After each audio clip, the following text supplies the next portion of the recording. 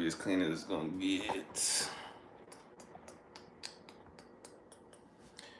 Rain Ray, I'm ready to have the conversation. Let's have the conversation. What is this? What is this conversation in particular?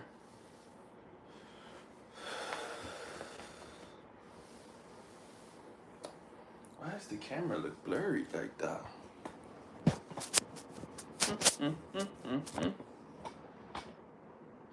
Give me 1 second. Let me fix this. Okay. That's a little less blurry. I don't know what was going on. It's still a little blurry, but I don't feel like fixing it, so we're gonna keep it like that.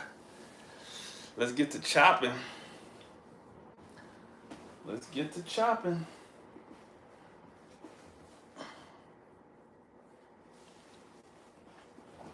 How y'all doing now, man? How y'all doing? Oh God, my legs.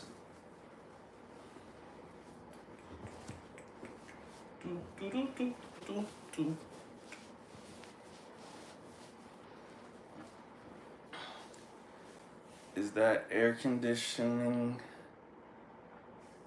Is that air conditioner in desert? What does that mean?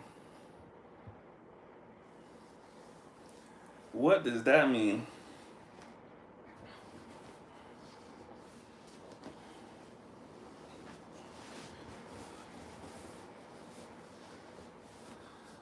I know what an air conditioner is.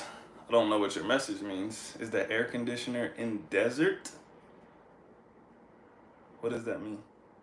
I need a better explanation.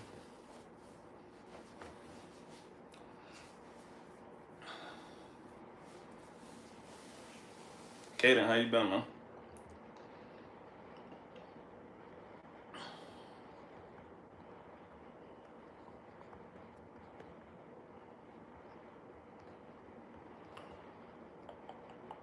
I'm making a poll right now.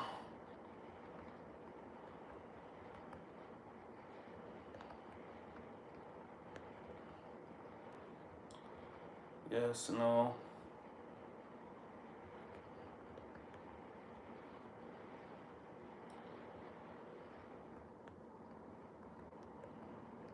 I'm doing it now. I live in desert? No, I don't live in a desert. I live in a hot place, but it's definitely not the desert. A, B, C, D, E, where are you from? Don't lie either. Don't lie. Where are you from?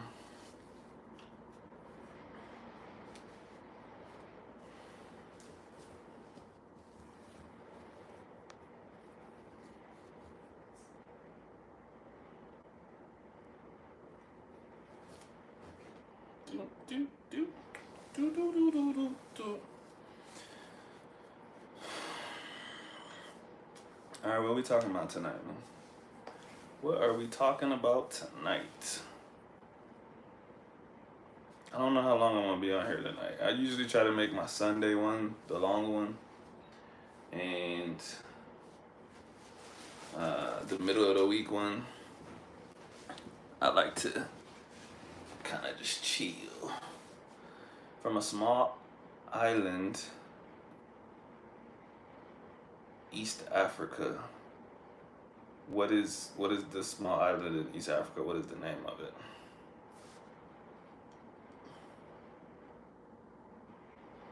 Where are you from, sir? And what is your first language?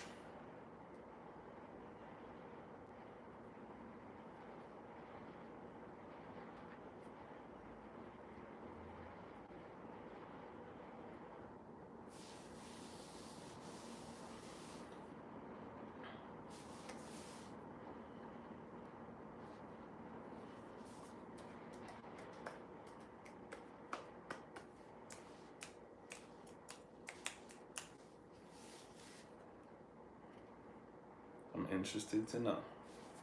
So I'll wait on you to give me. Oops. Oops. Oopsies.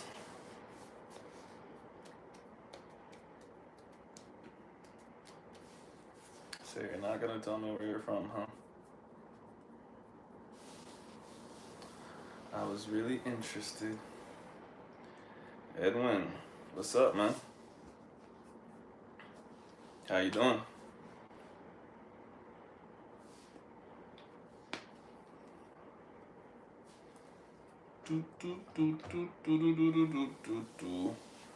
What's new in your life, Edwin?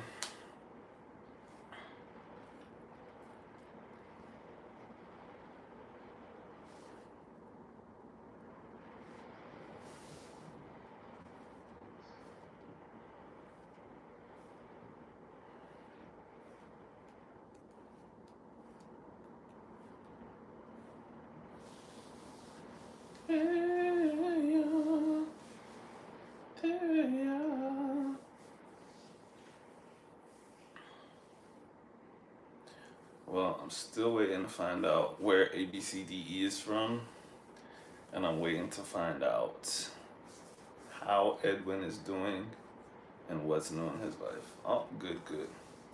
But what's going on in your life, man? You got any interesting news? Any updates? Anything cool that you're doing in life? Or no? Sometimes life's not that interesting. Sometimes it's just not that interesting.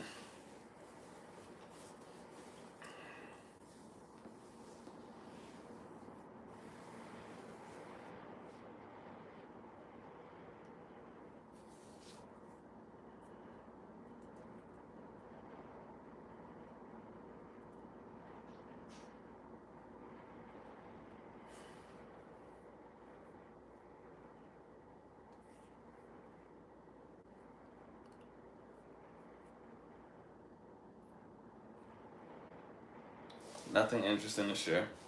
That's fair. That is fair. What time is it where you're at right now?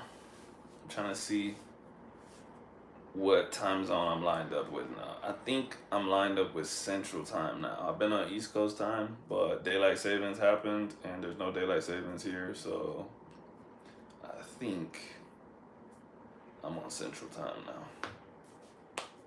Maybe. Who knows?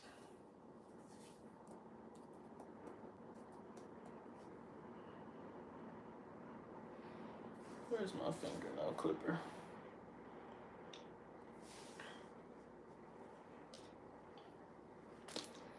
Do, do, do, do, do, do, do. Do, do, do.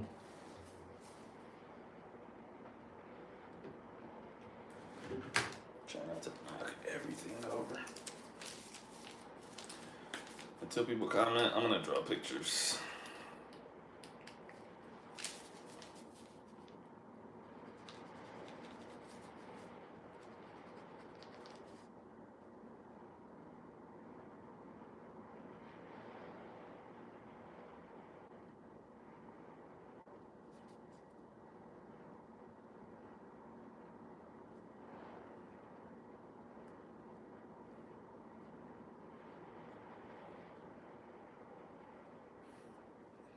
$8:41.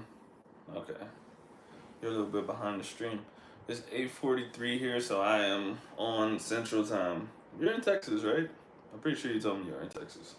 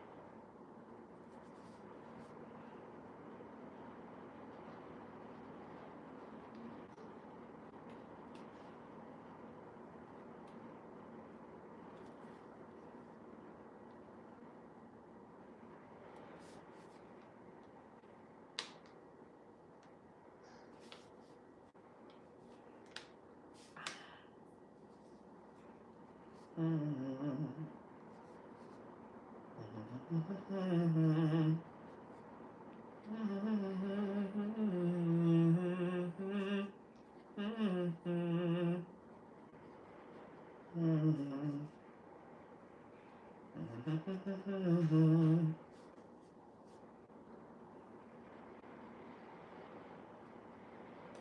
almost done with my portrait. I'll show you guys in a second. They call me Young Picasso, man. They call me Young Picasso.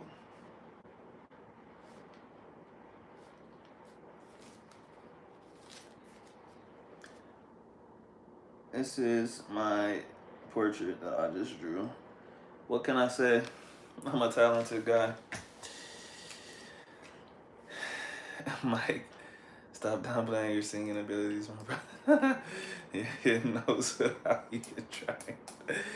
I know because it's a talent I wish I had. No, bro, trust me. Trust me. Let me put it like this. I think if I was a kid and I had a singing coach and stuff like that, I probably could have been like, okay. I could have been like who's somebody that can't really sing? I could have been like J-Lo. I could have made some like hip hop songs where I don't have to really stress my voice that much. But I can't sing, bro. You know when you know people with talent, you can't even fake like you have that shit, bro. So it's just, I can't, bro. I can't. Edwin, how's the recovery going so far? Are you able to walk now? It's going okay. I'm ahead of schedule. It's still only been like 5 weeks since it happened. It feels like a lot of time has passed, but not really. So I can bend my knees pretty far now. My physical therapy hurts, bro. Like, for real. I almost cried yesterday. But I can bend my knees to a decent degree. I can sit now. So before I couldn't sit because it would require me to bend my knees and I just couldn't. And so now I can actually like sit at the edge of my bed. There's a lot of tension when I do that, but I can do it. And I can lift my legs. I can bend my legs by myself and stuff. But I'm not supposed to actually like load it. So I'm not supposed to bend it and apply force until like closer to 12 weeks. So I still got like a month or two before I can do anything close to that.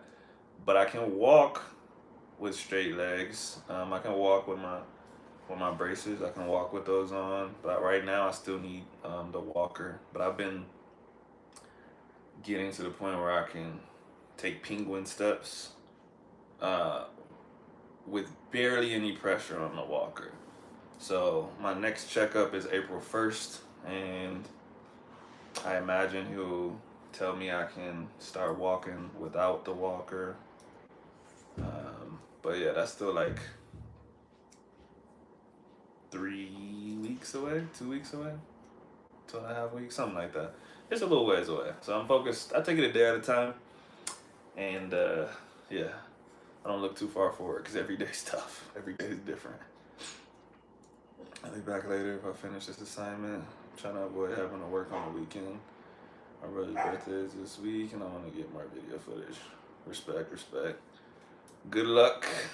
Hope you finish it. I don't even know if you're still in here or not, but good luck, my friends.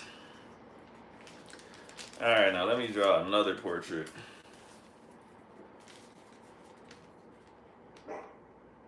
Give this guy a friend.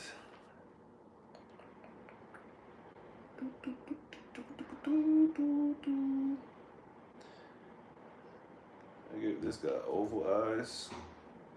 So I'll give this person not oval eyes.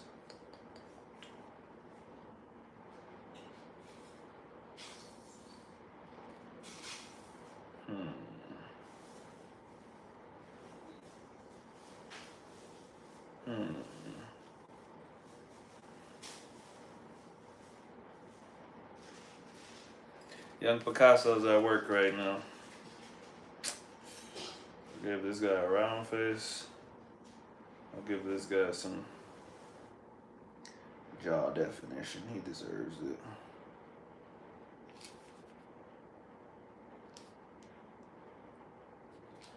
I kind of rushed this guy, so he doesn't look as good, but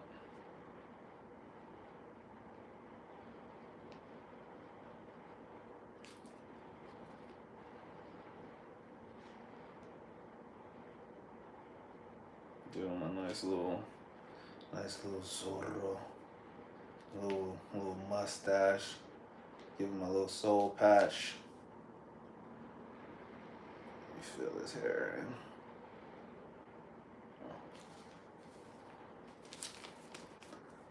This is my second guy. What can I say, man? What can I say? I'm an artist.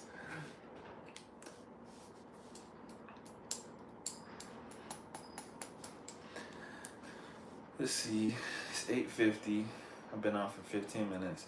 What I'll try to do is I will try to go to 10 o'clock tonight. I don't know if I'm gonna make it that far because it always depends on how many people are commenting in the chat. But if there's people commenting, I will go till 10 o'clock. And it also depends on how much homework Axa has. If she has a lot of homework, then I'll just stay on. If she doesn't, probably get off. Play video games.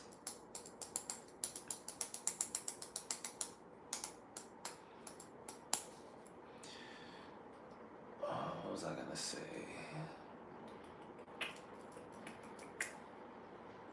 Oh yeah, if anyone's watching this chat and you like to read, tell me the book that you're reading right now. Because I read a lot and I need more books. So if you're watching this as a replay, just comment on the video because I still want the recommendation. If you're watching it right now, then just literally leave the comment in the chat. Anything. It could be fiction. It could be non-fiction, autobiography, whatever.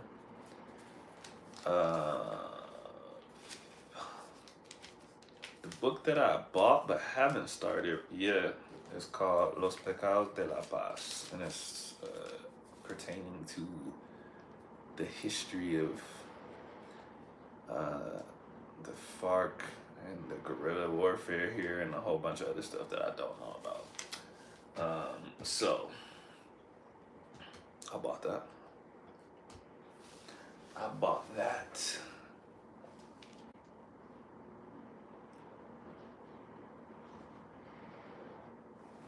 Kind of cold, bro. I might have to grab my covers.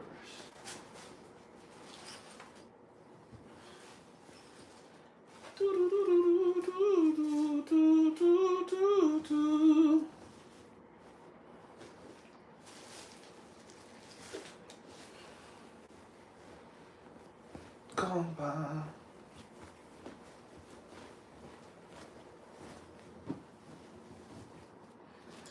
Phew.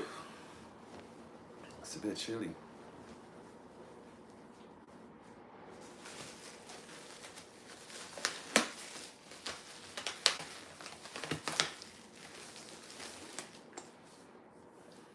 This prevents dehydration.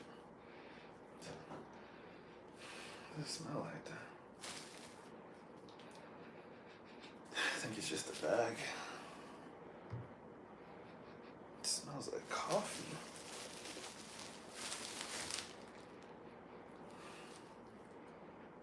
I don't know what that smell is. Oh yeah, it's the bag. Must have had that shit sitting in the warehouse for a minute.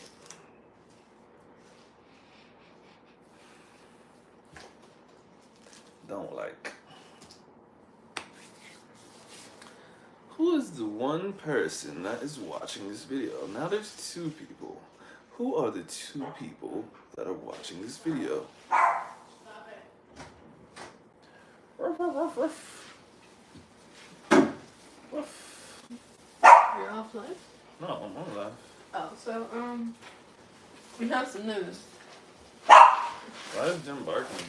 I heard something. What's that? What's what? The bottle? They put corn and Hawaiian shit on yours, but I picked up the Hawaiian shit, but there's still corn. The corn's fine. Okay. So I gave you one of mine and picked up the pepperoni. There's also, they didn't give us cheese, they gave us garlic bread. So, yeah. You got me the ranch. Did we ever put the ranch up? What? The ranch. You want it? Yeah. Ew, pepperoni. That's ham. Same shit. It's not. I mean, it really is. But it's I'm eating pizza.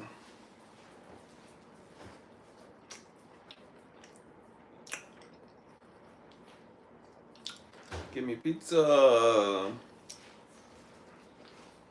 Pizza. Give me pizza. Yeah, I think you say. Set down the pizza. Give me some chicken. Come on. If you don't eat your pizza with ranch, you're not eating good pizza. You don't know anything about eating pizza if you're not eating your pizza with ranch. Let me tell you that much.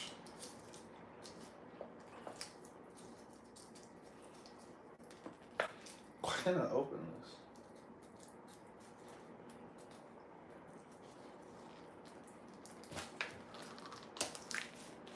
Almost lost my man strength. That is crazy.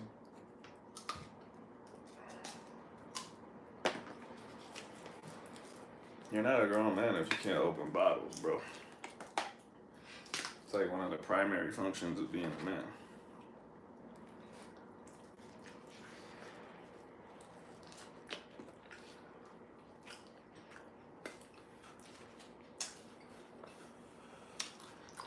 Edwin, I still don't know what you're asking about.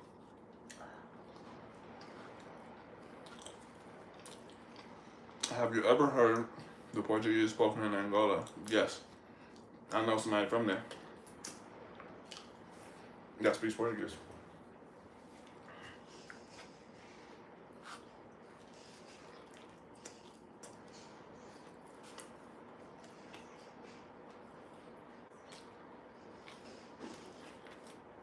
What about it?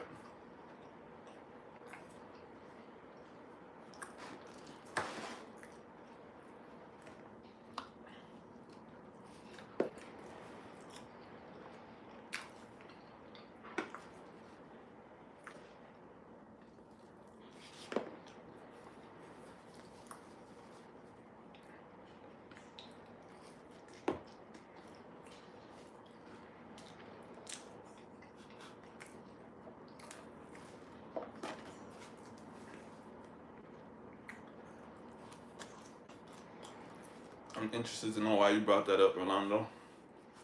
That was a very random comment.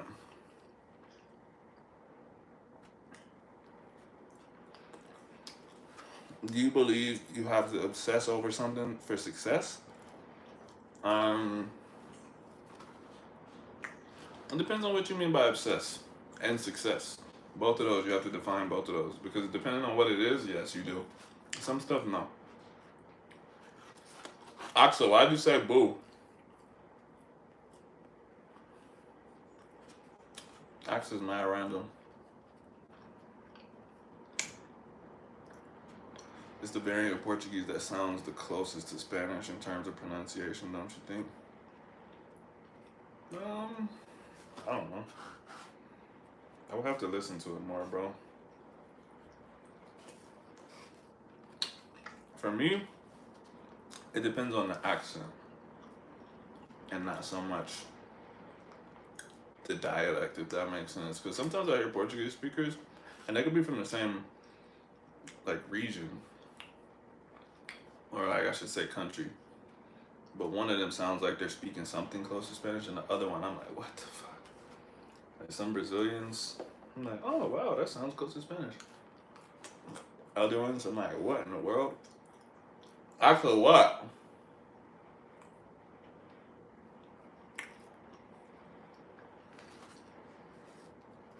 That's just weird, dude.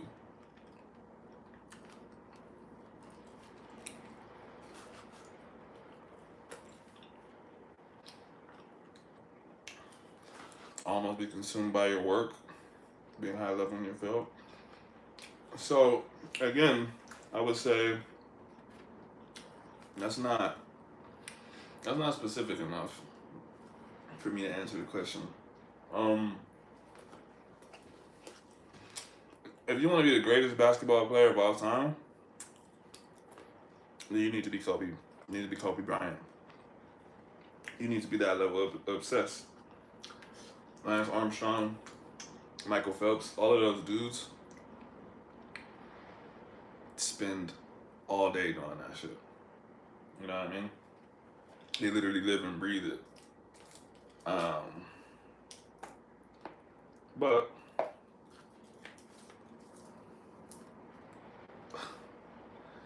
Axel, what are you talking about? You're interrupting my stream, bro. You just messed up my thoughts because I can't figure out what you're even saying. Why you put peaches in the chat? Anyways, what was I saying? Yeah, so to get to that level of something, like, yes, that's why those dudes are different. But to just make it, depends on where you want to fall, depends on what you're doing. Like I said, some endeavors require more obsession than others. But generally, yeah, if you want to be the very best at something, you gotta be pretty obsessed. What makes you gotta stop?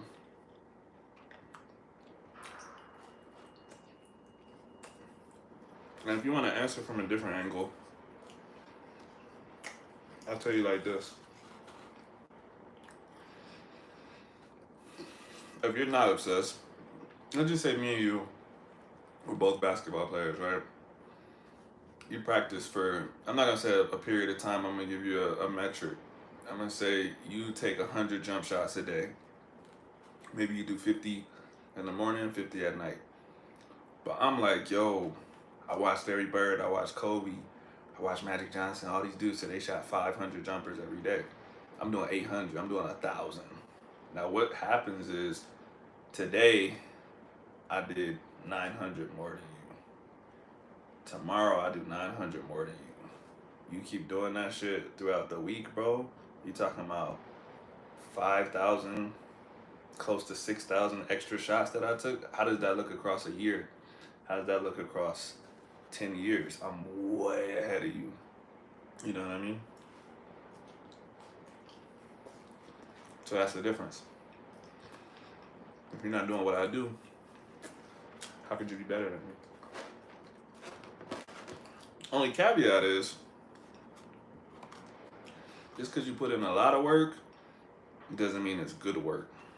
You could take 1,000 jumpers a day and they could be the trashiest shots anybody's I've ever seen. That doesn't mean you're gonna be Kobe. But again, I would say that's where obsession comes in, because you gotta look at the greats. You gotta study what's a jump shot supposed to look like. What makes this person good? What makes them blah blah blah. So yeah, very very top. Can't be casual about it.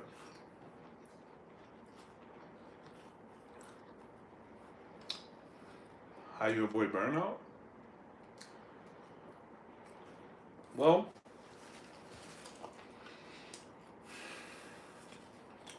that's a tough one. That's a very individual thing. But I would say, if you really love something and you're obsessed with it, you probably wouldn't get burned out. Like I've never been burned out of anything before, because I just don't do shit that I don't care about. So I've never gone so hard on something that I'm just like doing it just to do it. Like as much as I put into it, it's just like, bro, I love this shit. You know what I'm saying? Some people, like, when they learn languages, they'll study like 8 hours a day about some language that they have no connection to and shit like that. And they get tired eventually. No matter how much Spanish I listen to in a day, I'll never get tired of it because it doesn't feel like it's like chores or something for me. Like I just enjoy it. So first, make sure you're passionate about what you're doing, and two, advance in stages so as you can know when you need to pull back a little bit. If you weren't doing shit and then you start taking 1,000 shots a day, you might burn out. You might say, this is too much, I can't handle this. And you might just fall back to zero because you don't know where the barrier was between fun, yeah, and work, or enough and too much. But if you was at 0 shots a day, start putting up 50, okay, that's fine. Start putting up 100, okay, that's fine. 200, 300, 400. You get to 500 and you're like, bro, this is too much. This is too much work. You could know you were good at 400 shots a day. It was going up to 500 that was too much in the moment. That's when you fall back to 300, 400, and you won't be burnt out. You'll just know that you needed to pull back a little bit. So that would be the key to me. You don't get burnt out if you progress. You get burnt out when you do way too much.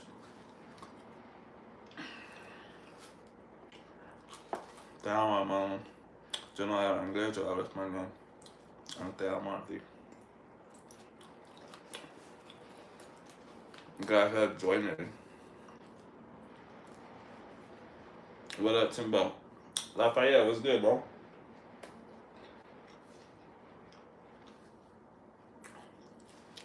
Hey, Tiffany Wings, what's up, man?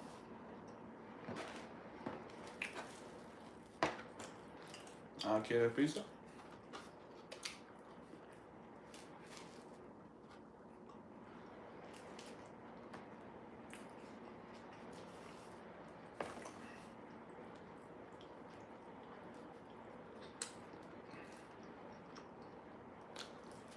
But young Kobe, what made you ask that, bro?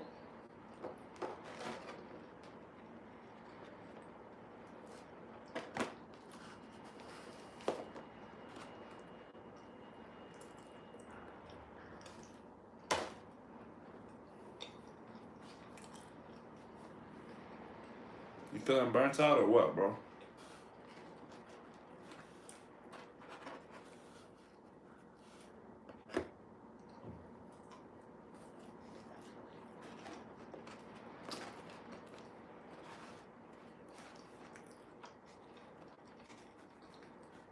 This pizza is fire, by the way. I approve.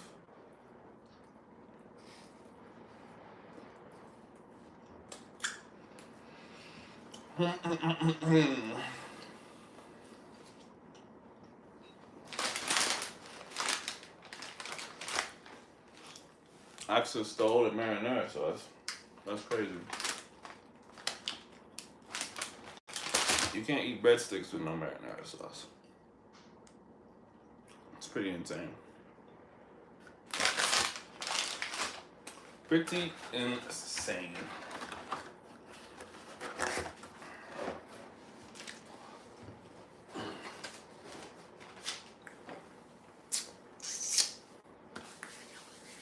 Whew. That was a good pizza. Thoroughly enjoyed it. Aksa, what'd you do with the marinara sauce? So you hate me? Interesting. Why would you put in pieces in the chat? Because I want to see your butt. Dude, you're sick. Oh, no. I just leave this when I come to the trash lady. That's insane. Hold on. You're a pervert. We want to see your butt. We've seen zero action. We I'm want, calling the police. we want views. Calling the police. I want to be something.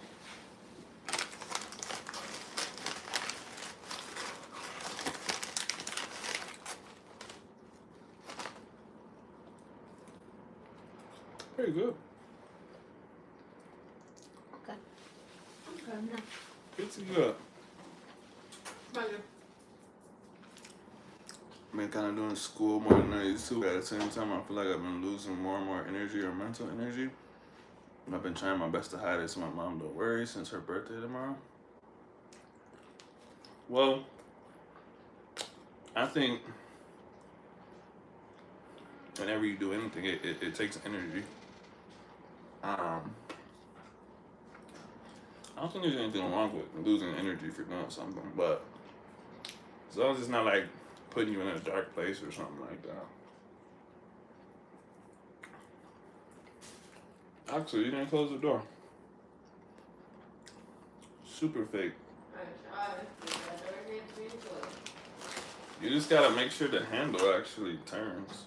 Bro, you get what you get, and you don't drop it. No.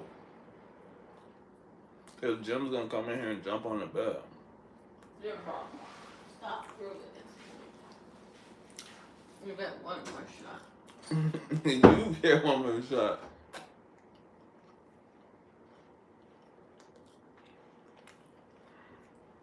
But anyways, happy birthday to your mom. Another trip around the sun.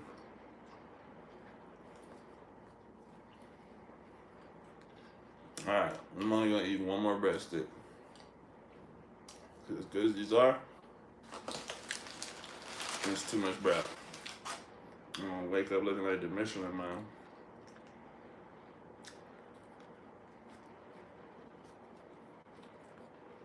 What?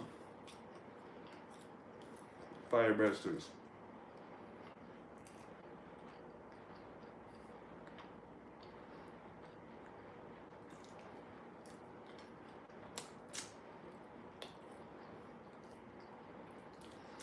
Shout out to over there, man.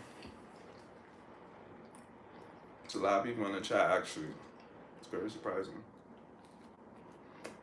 For a Thursday night. Pretty decent.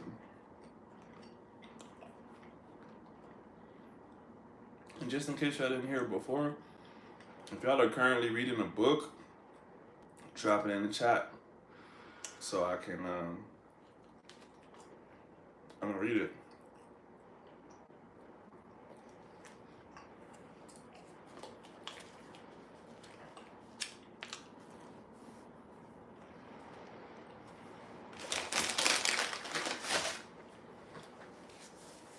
Last night I went to a hockey game so I could spend time with her. I caught 2 shirts from T-shirt cannons. My dad almost got hit in the head with a puck. Damn.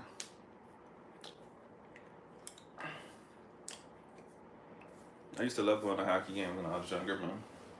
I won't watch hockey on TV, but in person, fire. I'm reading Where the Red Fern Grows. Oh, I feel like I read that before. I don't know, but I'll put it on my recommendation list, and if I haven't read it, I will read it. If I don't read much, why not, man? Reading's good for you. Colin, what's up, bro? Yeah, reading's good for you, man. Especially if you're learning another language. Extra good. It'll do a lot for you. Read you some books in Spanish.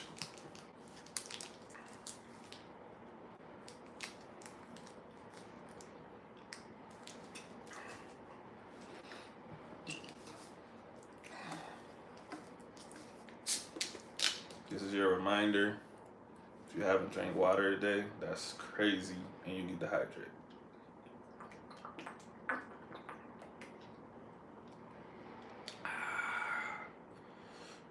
Nothing like some good water, man. Some nice, cold water.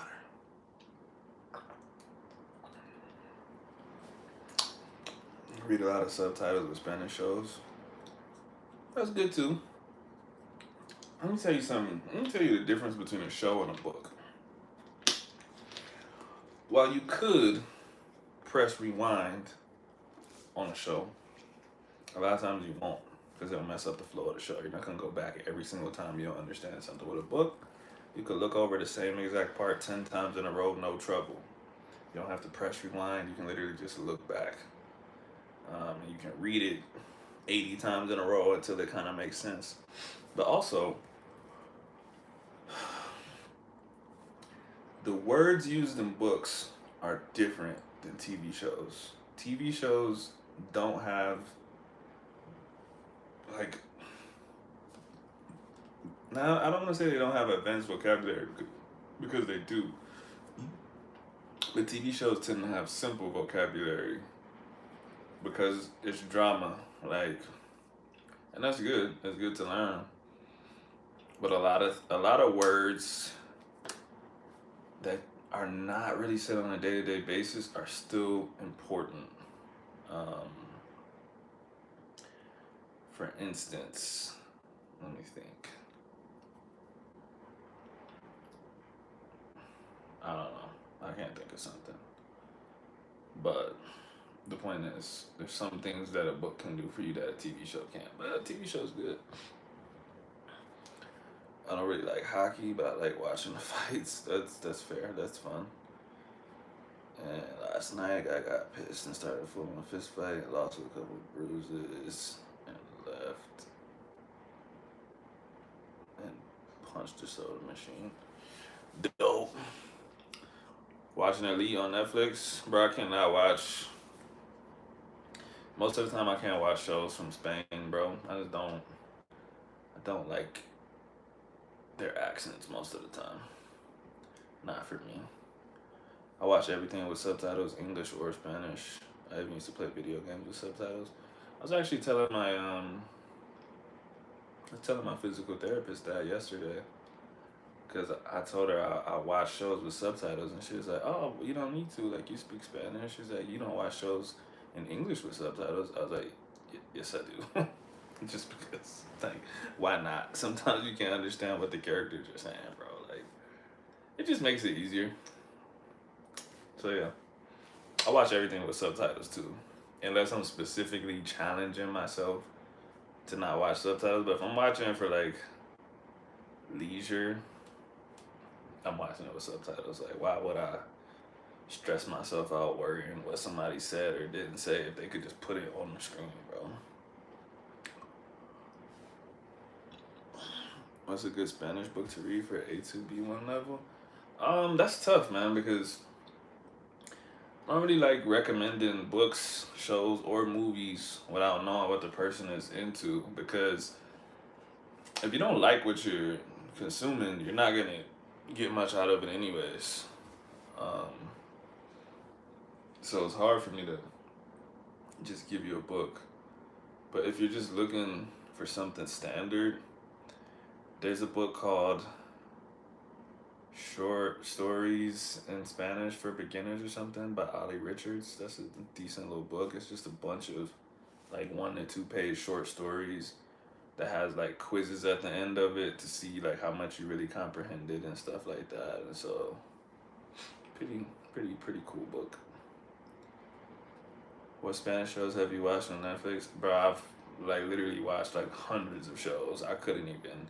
I've actually made like 3 videos on YouTube about shows in Spanish that I've watched, and each of those videos has like a list of maybe 15 shows and movies.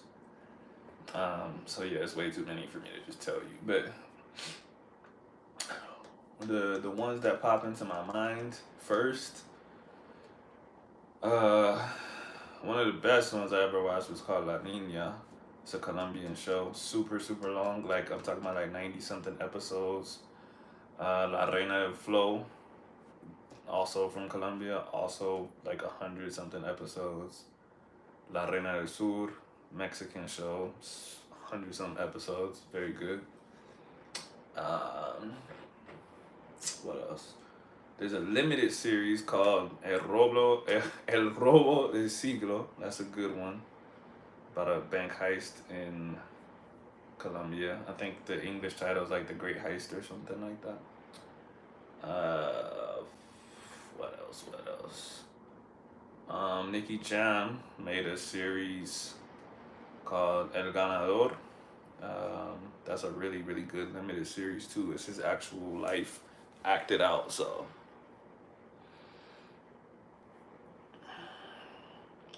Hate that my mom is deciding to spend her day tomorrow to teach me to drive. Why you hate that? Isn't driving good?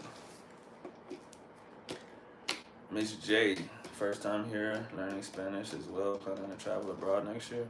That's cool. How far are you into your Spanish journey, and where are you planning to travel to?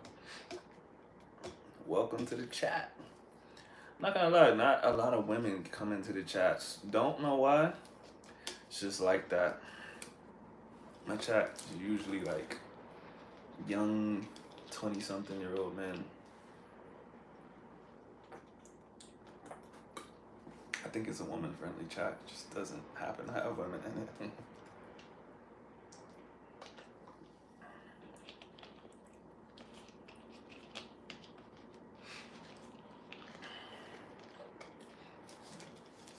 But yeah, Lafayette. Let me see. I already told you a couple. What is the one? It's a Mexican samurai dude.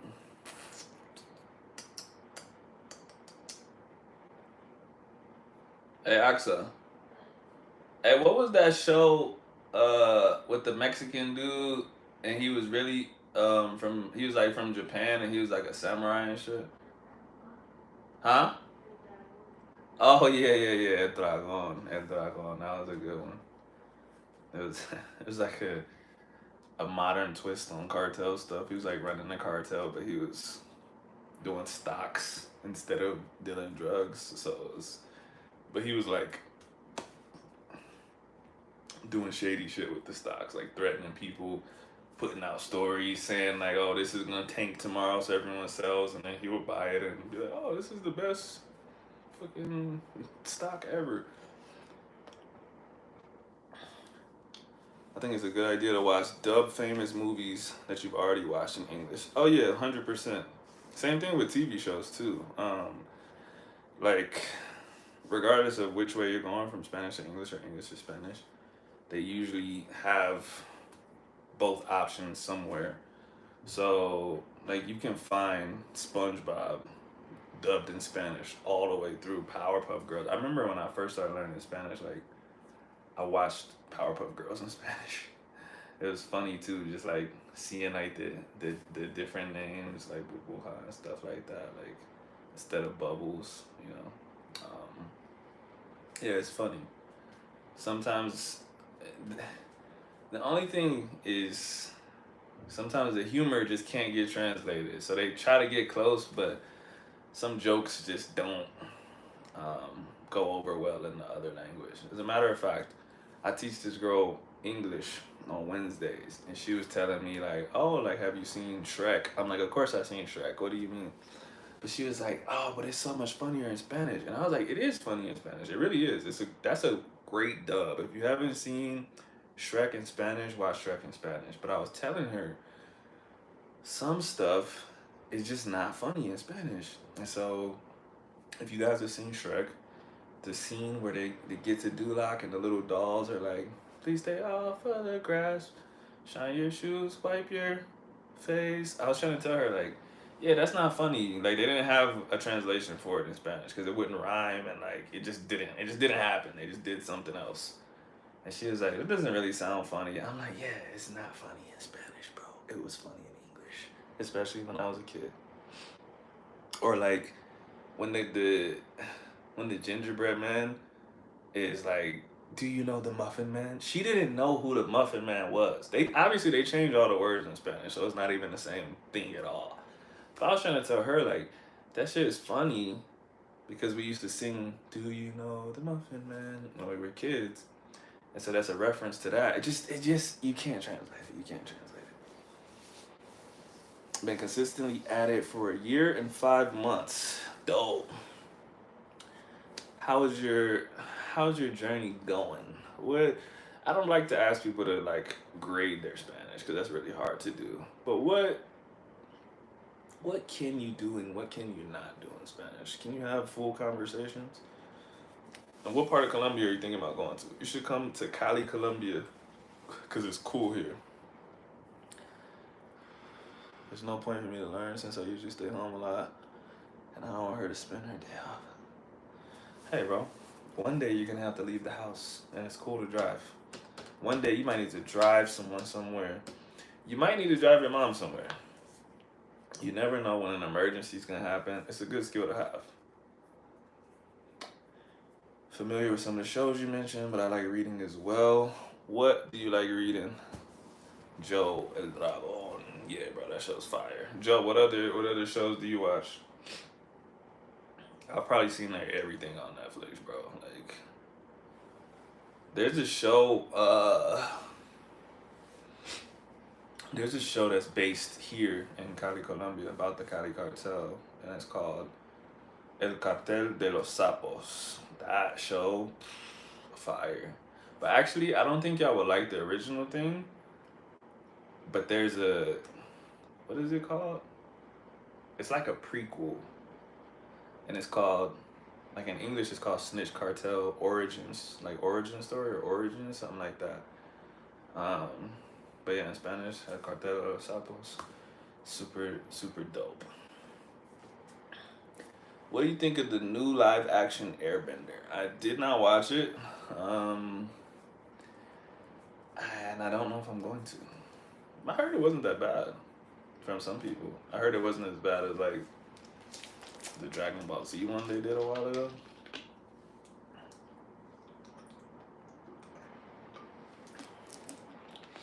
What did you think of it?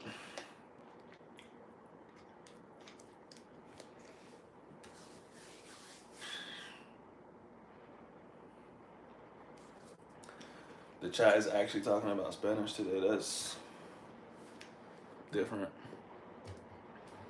As much Spanish that goes on this channel, the chats are never about Spanish. We're always talking about like the most random stuff.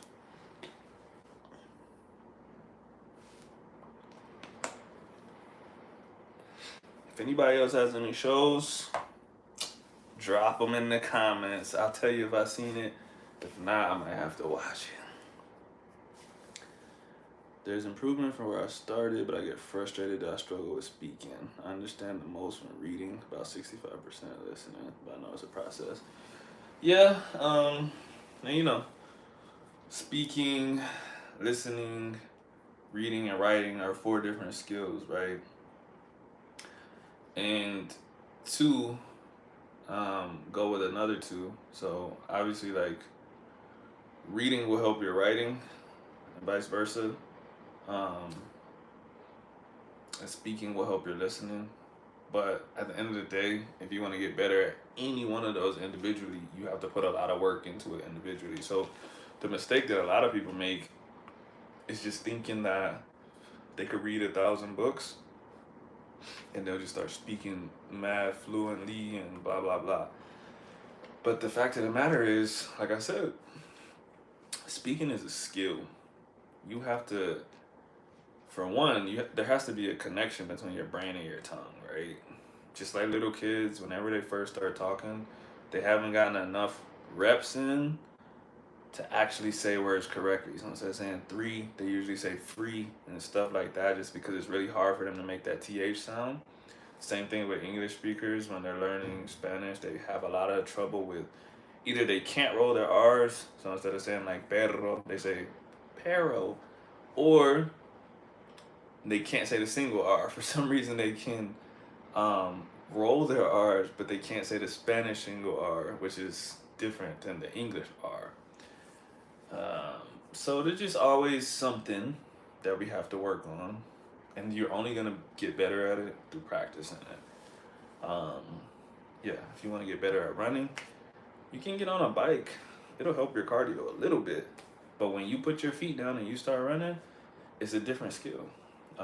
So all of that stuff is cool. Reading supplements, it helps. Listening to people speak, it helps because you get words from them and you can put that into action when you practice your speaking, but you have to practice your speaking though. And as far as not being able to understand stuff, that's not really a big deal. It literally just takes time and exposure. There's a lot of things that you're not, like the way they're said in real life is different than you would learn like on a book or something like that. I actually saw a funny TikTok this morning about it was a Puerto Rican dude, and he was just saying like, yo, what's up with the kids and this vocabulary that they're getting from Discovery Kids? And he was just saying like they were using like real proper words, like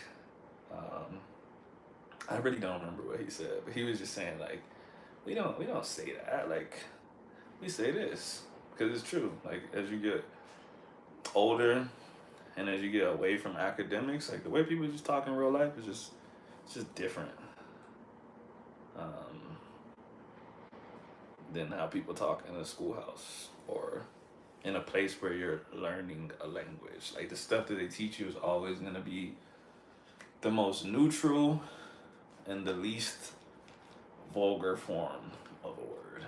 Whereas like everyone else might say something different in real life. So, you know, you just won't know until you know. You hear someone say something 10 times and you're like, oh, is that what they're saying? Oh, that's crazy. But besides that, like sometimes you just don't know words. Like there's words in English that I don't know. Sometimes people say stuff and I'm like, what is that? But you know, it is what it is. I know some Spanish, but only like 3 or 4 words. That's good. Learn 5 or 6. I forget the name. It's a soap opera in Spain, and the kids are in a private school. My wife watches it. That is, that's what Lafayette was talking about. Edite or elite. That's what I was saying earlier. Though I can't watch shows with Spanish most of the time. I just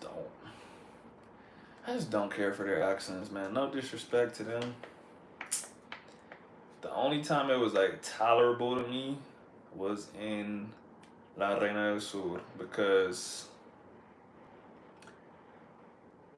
like there was a mix of accents. It wasn't, and then a lot of them were like Arab too, so it was like that southern Spain accent, which is closer to Caribbean Spanish.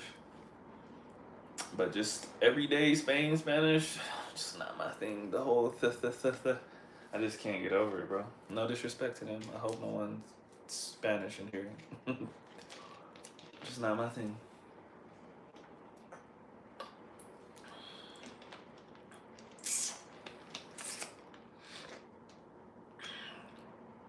It's almost like the animation, but too close to the movie. So in my opinion, it was just a copy and paste of the horrible movie that shouldn't have been made. Interesting. Yeah, I didn't hear too much about it, but the things that I saw, I think people just said maybe it wasn't bad as they expected it to be. You know?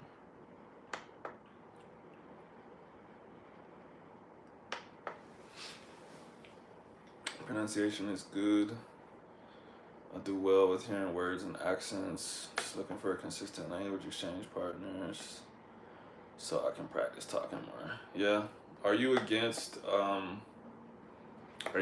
paying? Because you can get someone for not that much money. You can get someone to talk to you straight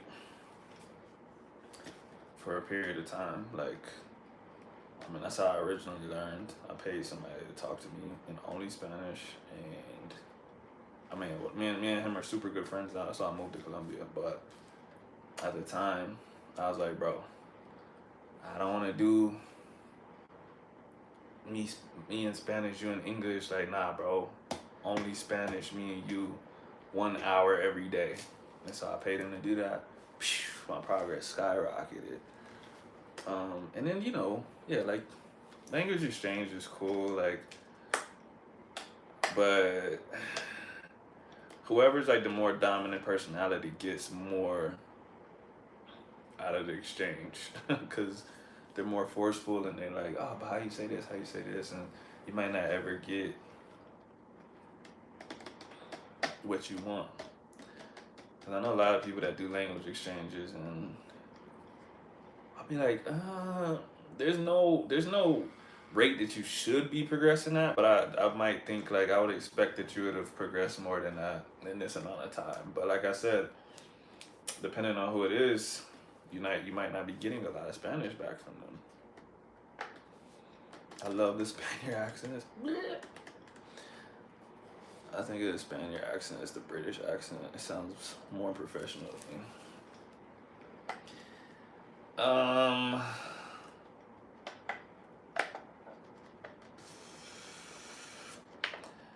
That kind of doesn't make sense to me because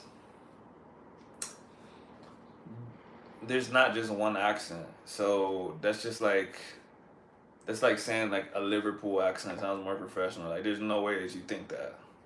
It's impossible. Someone's talking like this and they're saying these kind of things, man. Like there's no way you think that sounds professional, bro. So what you're thinking of is um the posh accent, but to say like the British accent. And I mean, I did the same thing. I said the Spaniard accent. To me, it's not the Spaniard accent. It's the thing that Spaniards do. It's that. It's not their accents. Their accents are okay. Some of them. Remember that the reason the C sounds like the English TH is because of. Well, I know why they do it. I'm just saying. I don't like it. Like, imagine that you were about to say casar, but you said cazar. No. No. Nah, bro, you can't convince me. There's nothing that you can do to make me think that it sounds cool. It doesn't. Joder, tío. Joder, tío.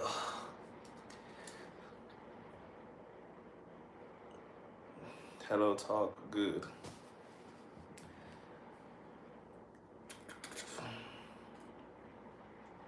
In the Madrid accent.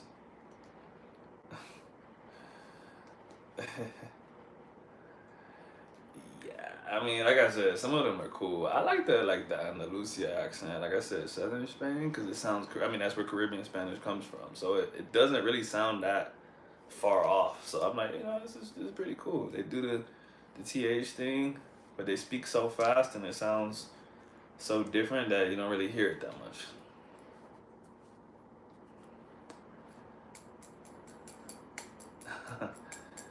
Yeah, they do have a stronger J sound because they say that shit like,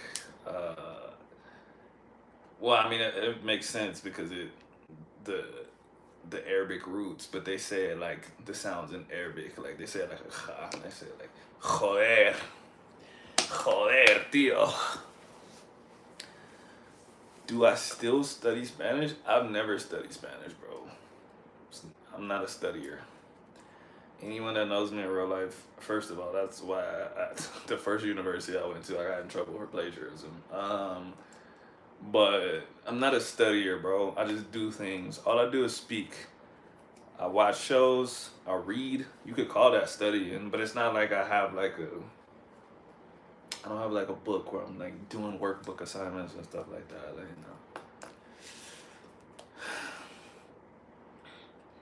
I suppose it all comes down to how you were exposed to it first. I mean, technically, I was exposed to Spanish first. That's the first Spanish that I've ever heard. I never liked it.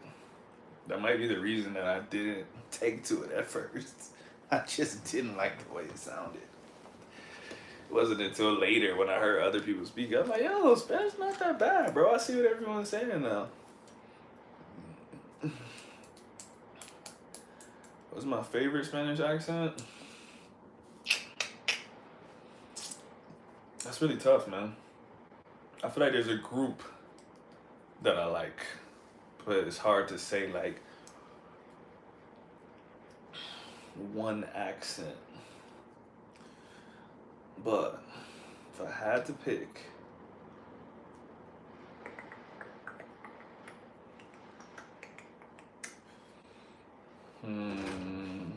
I gotta think about that. Yeah. I think I would have to pick the Puerto Rican accent. I just felt like that was a real biased answer, so I was gonna pick something that I was gonna exclude Puerto Rico and any variation of Colombian Spanish. I was gonna look for something outside of that. No, that's not the answer to the question. It could be. No. I decided what's the answer to the question. No. That's not the question. Paisa, El Salvador, Caleño, Dominican. I think I'm like in the minority of black people that doesn't really rock with the Dominican accent. I don't dislike it, but you know a lot of black people feel at home with Dominican Spanish. They're like, man, this feels like how we speak in English and whatever. That's how I feel about Puerto Rican Spanish, but I don't Dominican Spanish. I just never took to it, bro. Like, nah. I'm messing with Honduran a lot lately. It's a good one. Outside of those, give me Peru and Northern Mexico. Mexican Spanish is just always funny to me, bro. Like, no matter who it is, it's just funny. It's just because like I'm so underexposed to it. It's hard to say underexposed. I guess I just don't get into it that much. I never know the slang, so it's always funny when I hear it. I'm just like, there's no way that's what they're saying for this, bro. Like, there's no way. On Hello Talk and Tandem, but some of them are not looking for language exchange, unfortunately. My budget is limited, and I'm also learning Portuguese. I have a tutor on italki for that.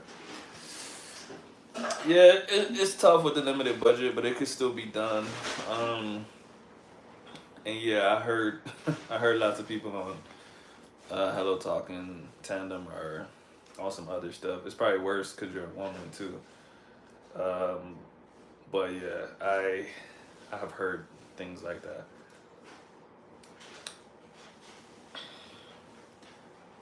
I don't feel at home at all with Dominican Spanish. I just like it. I feel that.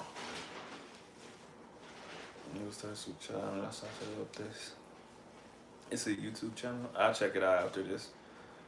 Santana, salute the chat. What's up, bro? Mexicans might be some of the funniest people in the world, and it's built into their Spanish. Yeah, no, that's facts. You know the thing I love that Mexicans do, bro? And then like other people do it, but it's not how do I explain it? Other people do it, but it's not a part of their culture. Sometimes they just do it. But Mexicans, like, bro, they constantly like say something like they do that shit all the time, bro. When I was in the boxing gym, like you just hear that shit every 5 minutes, like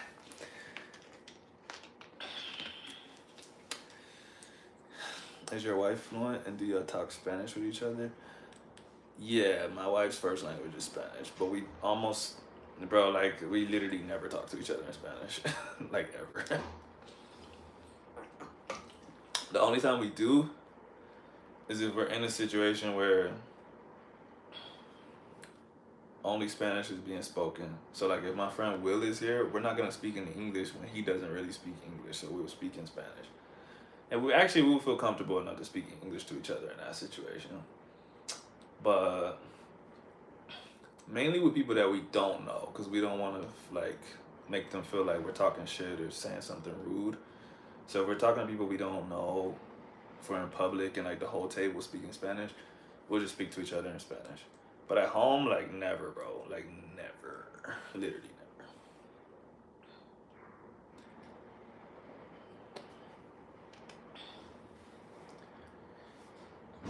Black Americans are really good at Spanish. That's what I've noticed. I still don't know what could be the reason behind. I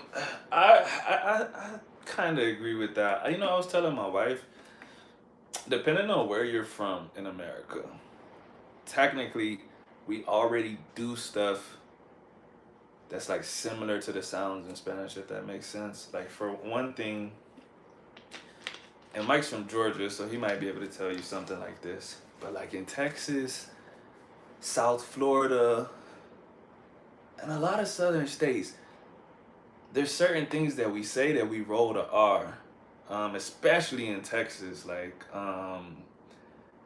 if you're in a race, Like there's something that we'll say like, oh, he's out of there, right?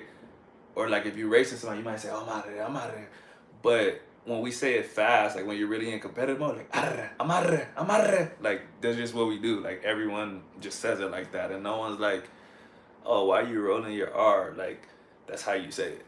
So I think it's a little bit easier maybe to transition into that because you've made the sound before. Yeah, see, Mike, Mike already knows. I think it might make it a little bit easier. Um, but yeah, I don't know. I think also too. I don't know. I said also too. I think also because a lot of us have to code switch. We have good ears for accents. One time I said something in here that like a lot of non-black people didn't like. I said that there is literally no way that a non-black person could trick me into thinking that they were black on the phone, and vice versa. I know when I'm talking to somebody black on the phone. Like I know because I've heard it so much. I do it so much. Like you could put on your most professional voice. I know you're black, bro. There's nothing you can do about it.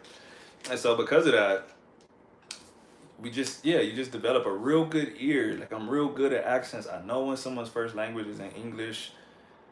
They could be speaking really well, but I'm just like, ooh, I caught a little short vowel there. Like an American would never do that. Like you just wouldn't. You know, so I'm like, oh, where are you from? Just little things. You're just like a little hyper aware to little stuff in language and intonation and stuff like that. Probably a little trauma up in there that influences that, but you know. Enjoyed your live. I have to go study my Portuguese lesson. Have a great night. Appreciate you stopping in the chat. Why did you pay to talk with someone for an hour when you had your wife? Bro, that's what someone would say if they didn't have a wife. Because, listen, man, imagine you go to work and you come home after a stressful day and you want to talk with your spouse, and your spouse is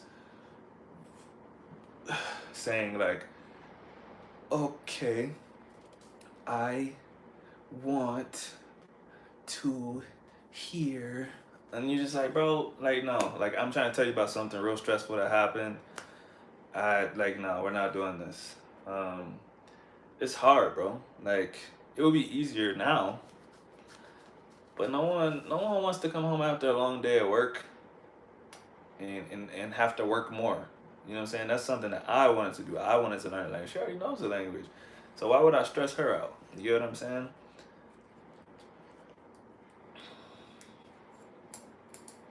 Put on your whitest white dudes. Well, your whitest whites accent.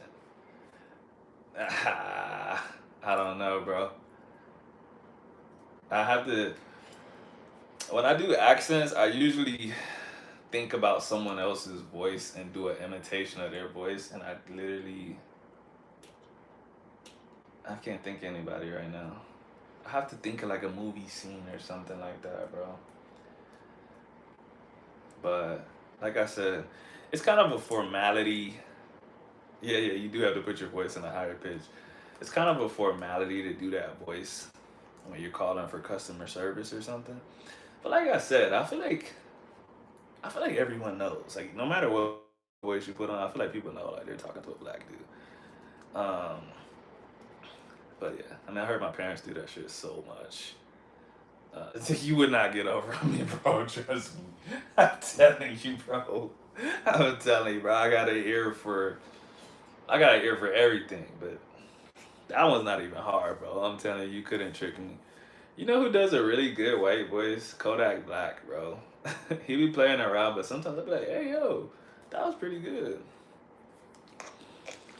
But yeah, I never really do white voices. I do quote unquote professional voices.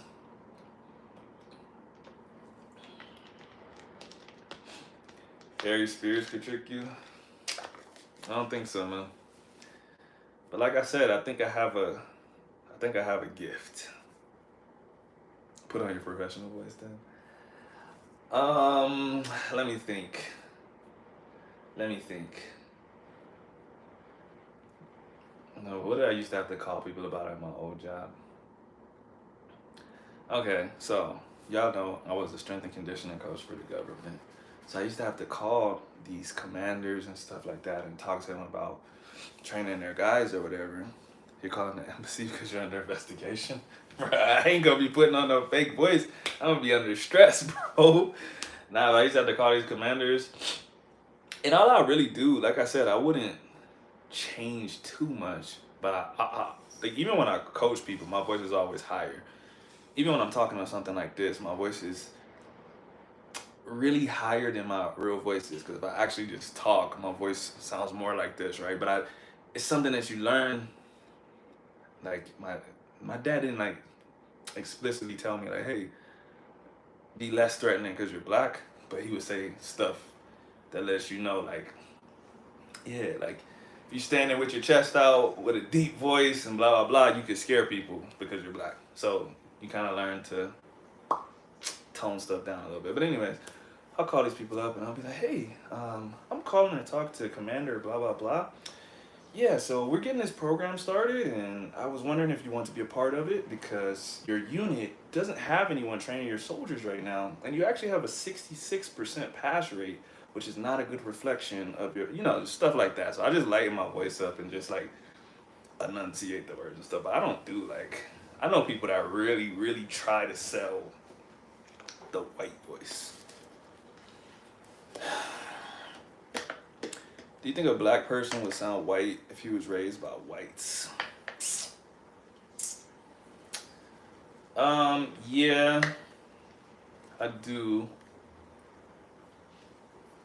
I think the problem is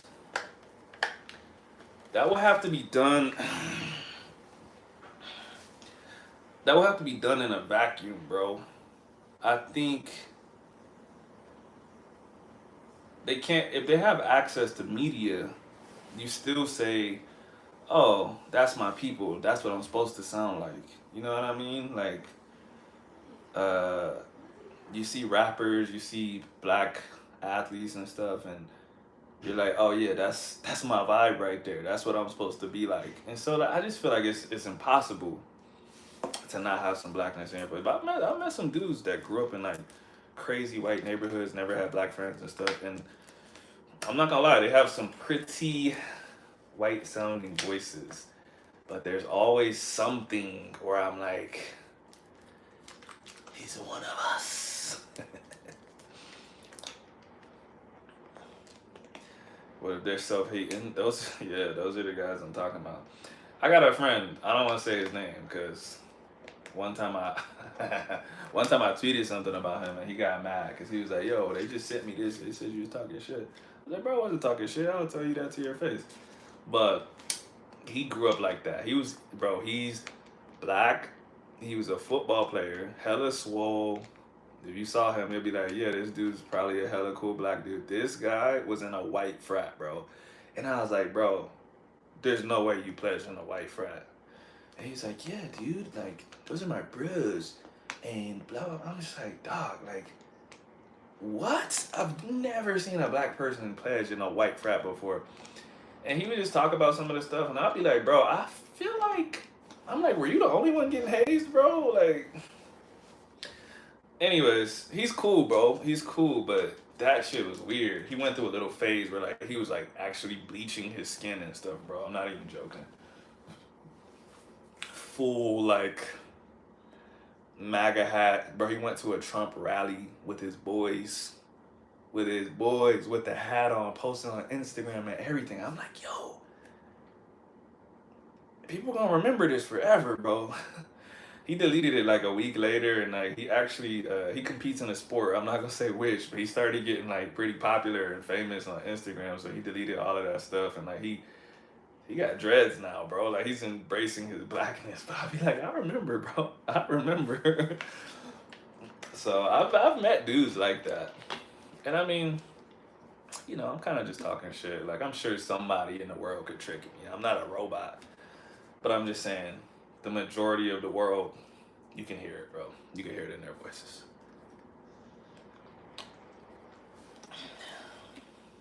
Hey there. What's up, Giselle?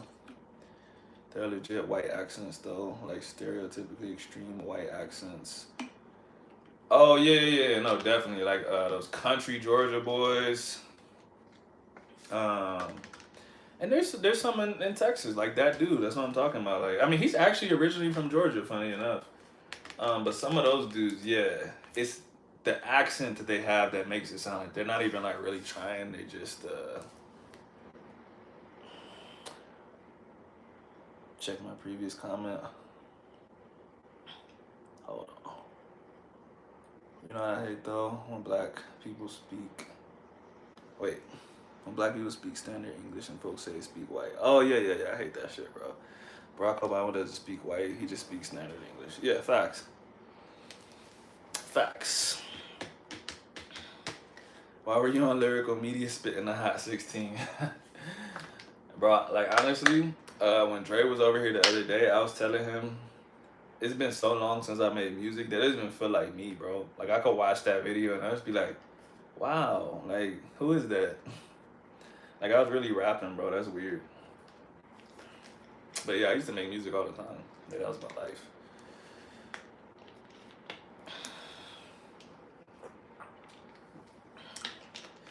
Had a friend in college was like that. Now dude is pro-black. He must have got a wake-up call.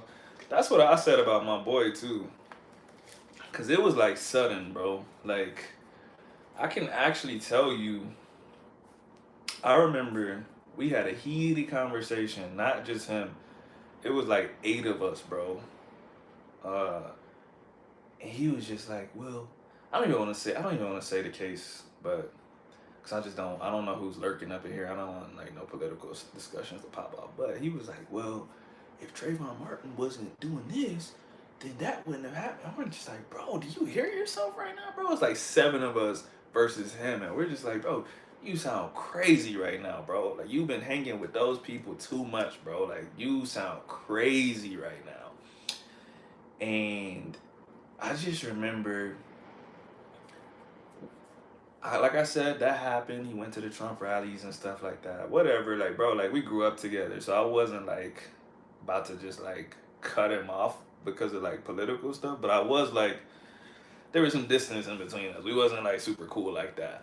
Uh, but then, like I said, he started embracing himself, and it was one of the newer political events. I want to say it was the George Floyd thing. Like he was crazy vocal about it and like posting stuff on his page. Like, if you're a black man, repost this because we. And I'm like, sir, just like when did this happen? Like when did you become this guy?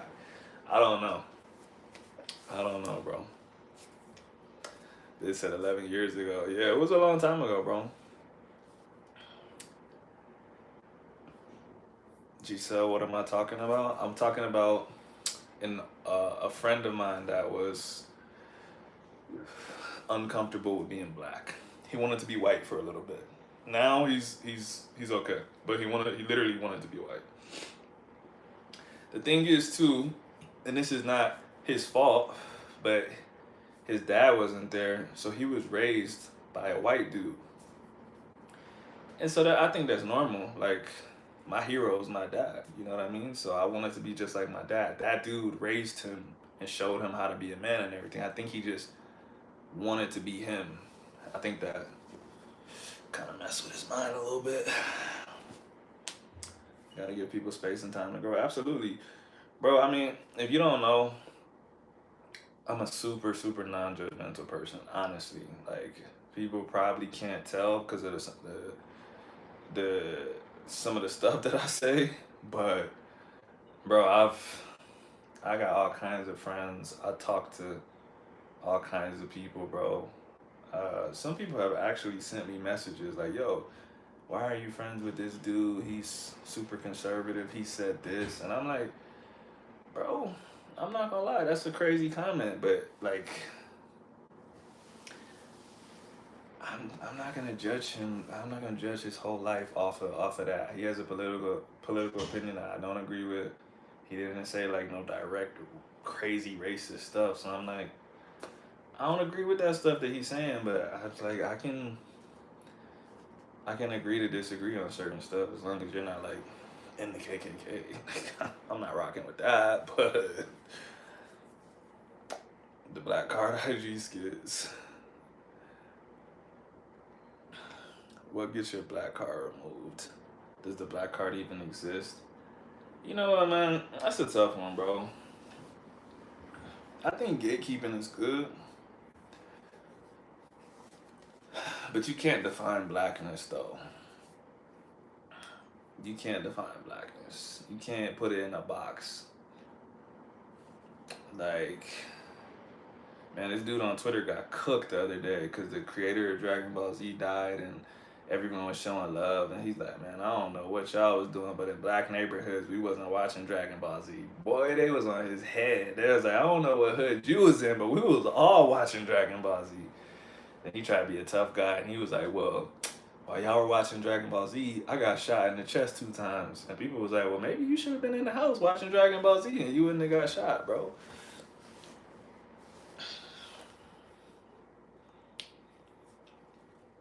I don't understand when people box themselves into ideological boxes. That's a cult mentality. Yeah, but that's the nature of being a human being, bro. We categorize everything, bro. Everything has to have a name. Everything has to have, you have to categorize it down to the smallest thing that you can. Like, this is a fox, but this is a slightly different kind of a fox because it has white ears. We need to note that, bro. You can't just say a fox. So it's the same thing with humans and race and stuff like that. We're like, oh well, black people do this. If you don't do this, or if you do this, you're not black. That's wrong, but that's just how the human brain works, bro. That ain't nothing to be proud of. Yeah, facts. That's what I was like, bro. I don't know who. I don't know who you think you're impressing with that comment, bro. Like, we didn't want to get shot in the chest at 15, bro. They making black Twitter TV shows. Bro, you know what pissed me off about that? All those people they got for that TV show. They're just like D-list celebrities. I'm like, bro, those are not the people that run black Twitter. Those are not the people that make black Twitter funny. Those are the people we make fun of. Like, everyone used to watch Dragon Ball Z. Facts. I've been reading outside before. Someone comes up to me talking about who you think you are. Reading the book.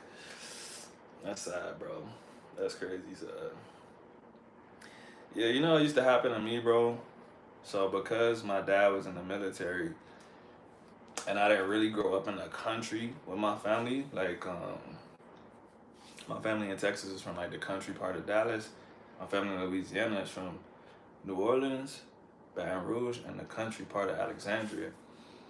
And yeah, every time I visit my cousins, it's like, bro, I talk probably stronger than I talk right now. Like right now, like I do a good job of like neutralizing my accent when I'm not talking to people like straight up from the South. And my cousins should be like, why does he talk so proper? Why is he so white? He wanna be Bill Gates. And I'll just be like, what are you talking about, bro? Like, and so I have to deal with that.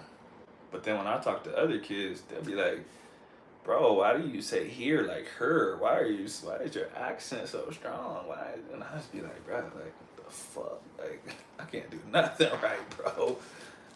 Yeah, bro, I don't know, yeah, at the time, Bill Gates must have just been the first white dude people thought of because they would always say Bill Gates. I feel like I don't want to be Bill Gates, bro.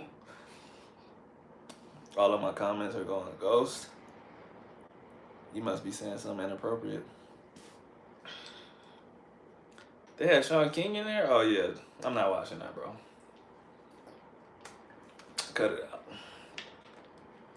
Today I was in book paradise. I'm going to read that book you sent me. Probably read it tonight. I won't lie, I can't imagine a combo between you and Bill Gates. We ain't got nothing to talk about, bro. Not a thing.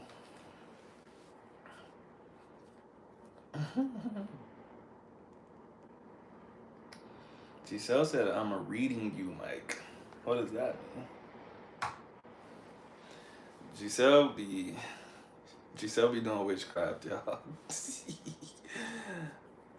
Remember Nelly? I like it when they do that right there. Yeah, but see, that's what I'm talking about though. Like, for me, that never sounded weird because that's how we say it. But for other people, I guess that was like a funny thing. I didn't know that was a funny thing. That's just like the way that, yeah, it was just a song to me.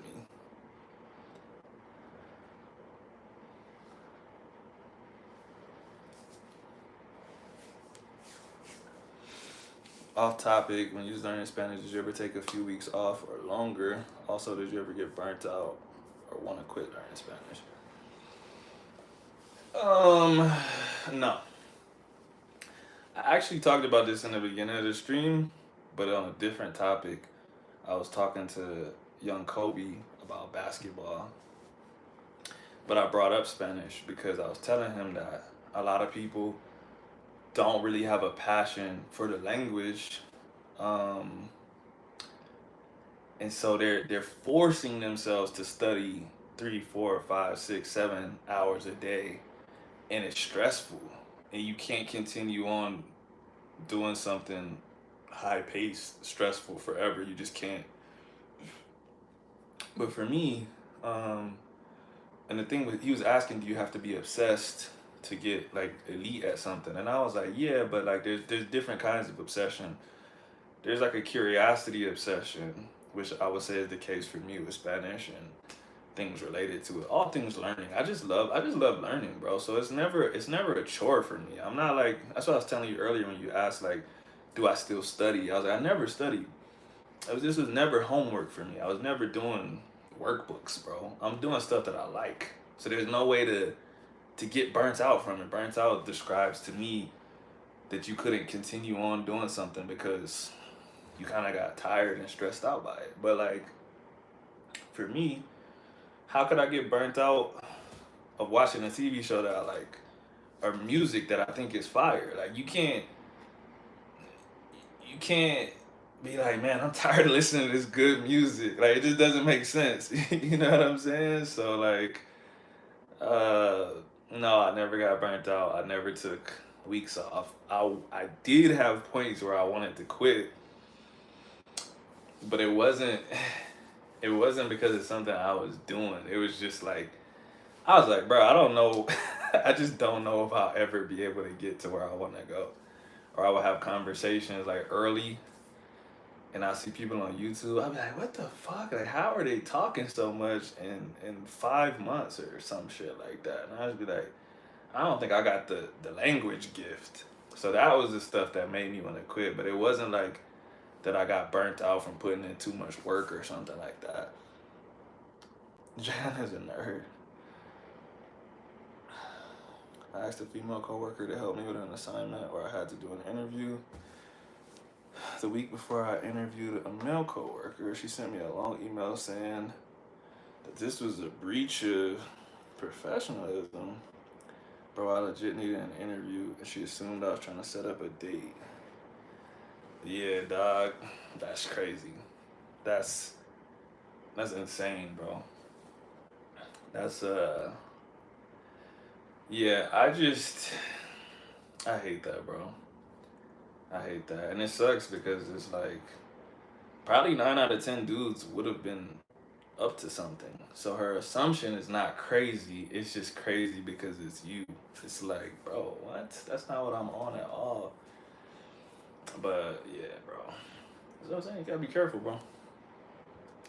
I learned I learned a long time ago that like I don't see the world the way other people see it, bro. Like people be saying like sending certain emojis, saying like certain stuff is like sending a crazy message that you want to do something with somebody, and I just be like, bro, what? I send heart emojis to my boys, dog. Like that doesn't mean nothing to me, bro. Like if I wanted somebody, I would say something. So a little emoji just doesn't mean nothing to me. If I send you a heart, it's like saying like love, like, but it's not. It's not nothing like that. So yeah, you just gotta be careful, bro. Why is Mike always around psycho Karens? Great question.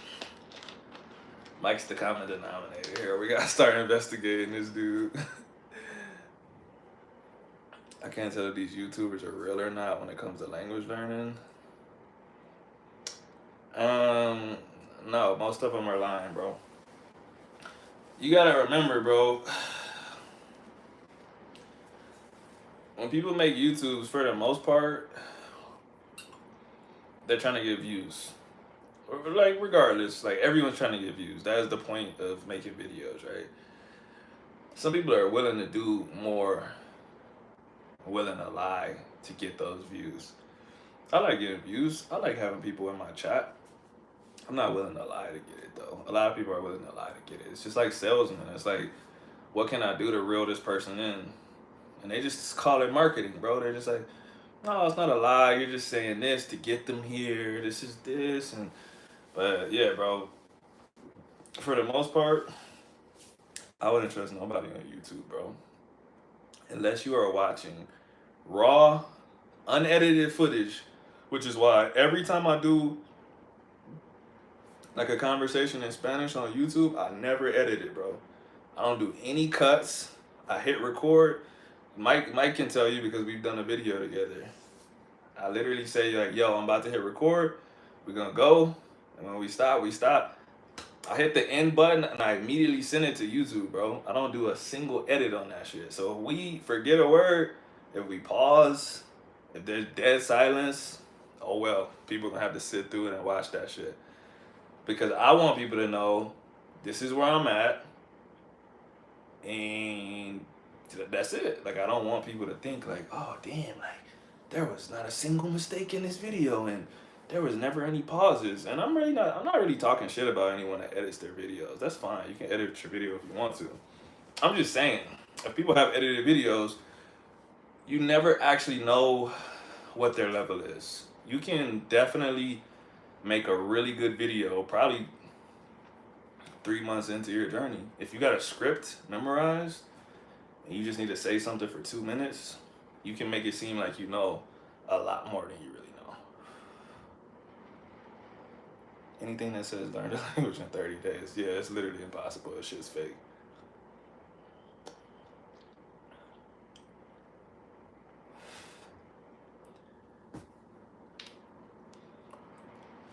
People really title their videos that, yep, all the time. How I learned fluent Spanish in 30 days, and all they say is, soy Estados Unidos y tengo 30 pico años. Yeah. Yeah, no, facts. I've seen a lot of videos like that. And like you said, it only works when the people who are watching don't know any better, which is a lot of people. But yeah, you, I knew what you meant, but you know, it does look kind of funny. Are you on the computer, Mike? There's a whole round difference. He's on his computer. He can't do the accent. I think you could probably put a Spanish keyboard. Like, it has to be a click keyboard. I don't think you could do nothing with your real keyboard. Alt 164. See, this is shit only bilingual people know, cause I don't know what Alt 164 is, but I'm guessing.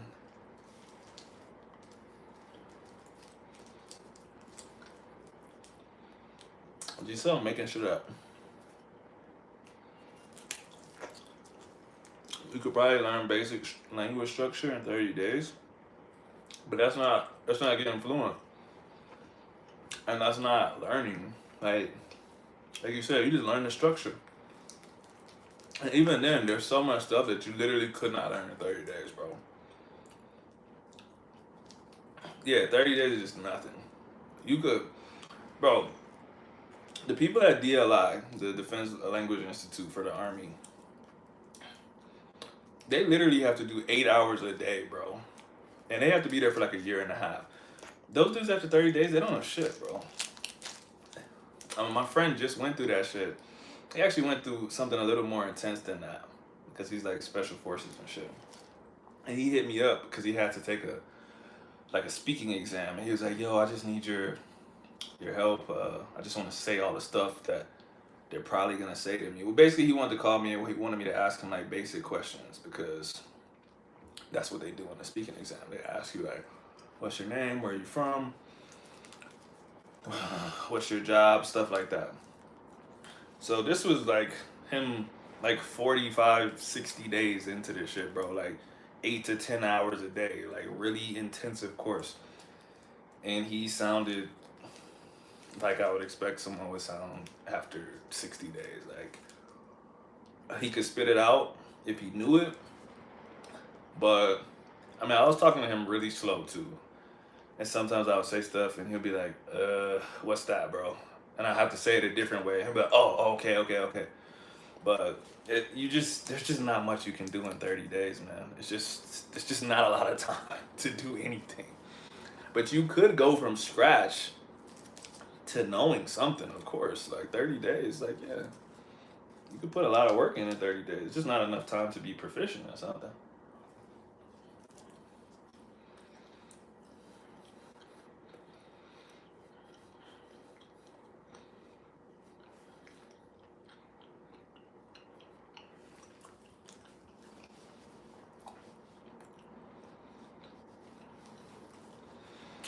Well, yeah, Rolando, we know that. But what we're saying is that they're deceiving people with their titles. Like, obviously, you can start talking to people in 30 days. You can do, like I said, you can do a lot in 30 days.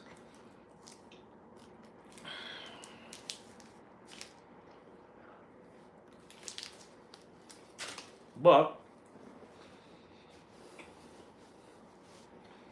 some things are just impossible. And like I said, what a lot of them do on YouTube is they basically have a script. Like, because basic conversations can only go in a couple of different directions, right? You talk to someone, like the moment someone finds out that I'm not from Colombia, the conversation is always the exact same. Oh, wow, you handle Spanish really well. Are your parents from here? Is your wife Colombian? Where are you from? How did you learn? What did you do? The conversation has happened 1,000 times. I could write myself 20 sentences and just say like, yo, I'm gonna go talk to someone and record it. I'm gonna tell them, I'm gonna ask them a question, and I'm gonna tell them I'm from the United States. I know exactly where the convo's gonna go. I could practice the speech in my head, and as soon as they ask me, I could just start spitting. I'm gonna record it, and people will be like, wow, like he responded so fast, and he didn't even stumble. And you could do that 30 days in, 60 days in, but that's not an accurate representation of real life. If they started talking about another subject, those people will freeze up, straight up. The polyglots, especially, they script. Yeah, exactly, bro. It's literally a script. That's what I said. Rest in peace. That's what I said about Laoshu. I didn't know that until I actually learned more Spanish. I used to think that he was like actively like, I thought he was reacting to everything that they said and he was understanding like the new stuff that they said and stuff. But a lot of times they would ask him questions and he would just say something else, bro. He wouldn't respond to what they said. And I was like, what the fuck? Like, but it's because he had things in his head. He's like, I'm saying this. I don't care what they say. I'm saying I'm from here. Oh, I love this. Like, I'm an expert in bilingualism. That's pretty cool to say. I want to be able to say that. I want to say I'm an expert in bilingualism. Bitch. I think that script might be a decent starting spot. Rolando, I'm not saying it's not a decent starting spot. It's a great starting spot if you want to learn the language. It's not great to have a script and tell people that you don't have a script and you're just flowing and you're fluent in 30 days. No, that's a lie. It's a lie.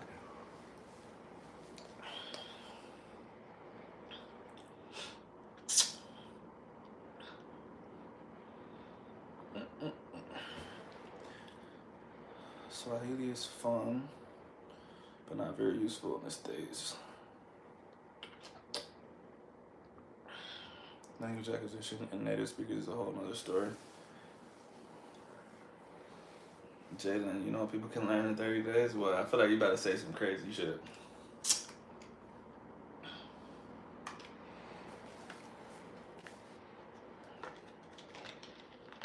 The conversation students. Oh. These. Mike, that's kind of like what I felt, bro. I really felt like I was about to get set up, bro.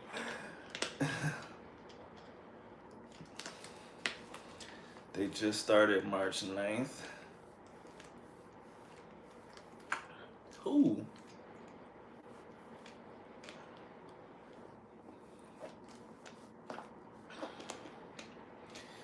Do you think that old Canadian guy is legit? I don't know who that is. Or are you talking about Steve Kaufman?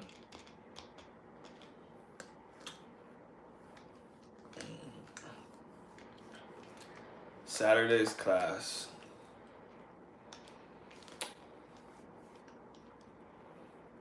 They just started March 9th? No, they didn't. What are you talking about?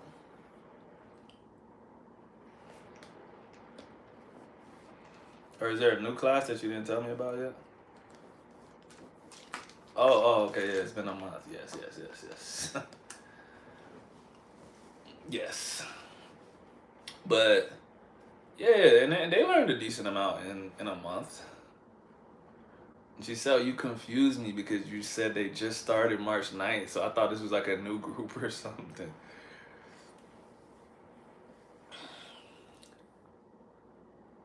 Yes, Kaufman. Yeah, Steve real. Yeah, he's real, bro, but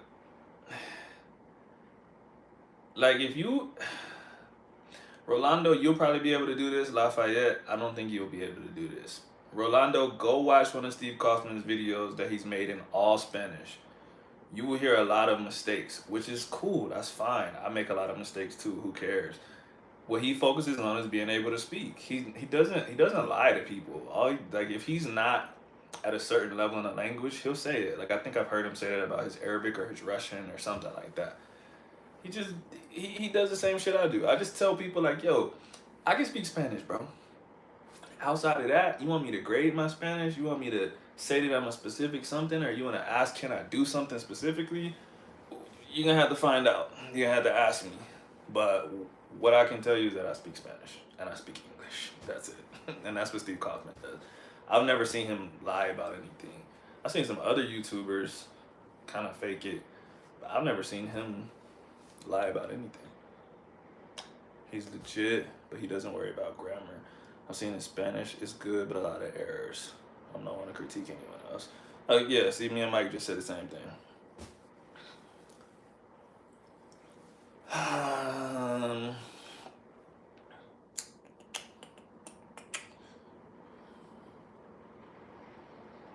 Oh, it's February 9th. Okay, so, yeah. The conversational class that I teach. Giselle, how much time do they put in classroom time with you and with me? Regardless, whatever Giselle says, it's been a month, and they can respond to what's your name, what's your number, what's your email address. They can say nationalities sometimes. 3 hours. Yeah, they can talk about their families. They can talk about their hobbies. And depending on the instruction that I give in English, they can understand it. But if I speak too fast, or if I start speaking non-technical terms, sometimes they get a little bit lost. Some things. So there's like the big words in Spanish and English are similar. The small words, the daily words, are not similar. So, doctor, is very similar, right? But whereas a Spanish speaker might say that they like obtained something, we would just be like, oh, you got a 60 on your test. You got an 80. So sometimes I'll forget that they don't really speak English. So I'll be like, okay, like, what did you get? Like, what you got? Something like that. Where they'll be like, what? And I'm like, oh, sorry. What was the answer that you found?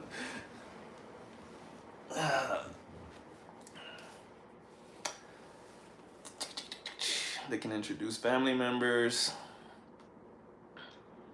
talk about property, possessive. Yeah, they can talk about a lot of stuff, honestly. They really can. Get is a very confusing verb for non-English speakers. Oh yeah, bro. I run across that with every single person I teach. Cause it's such a common word too.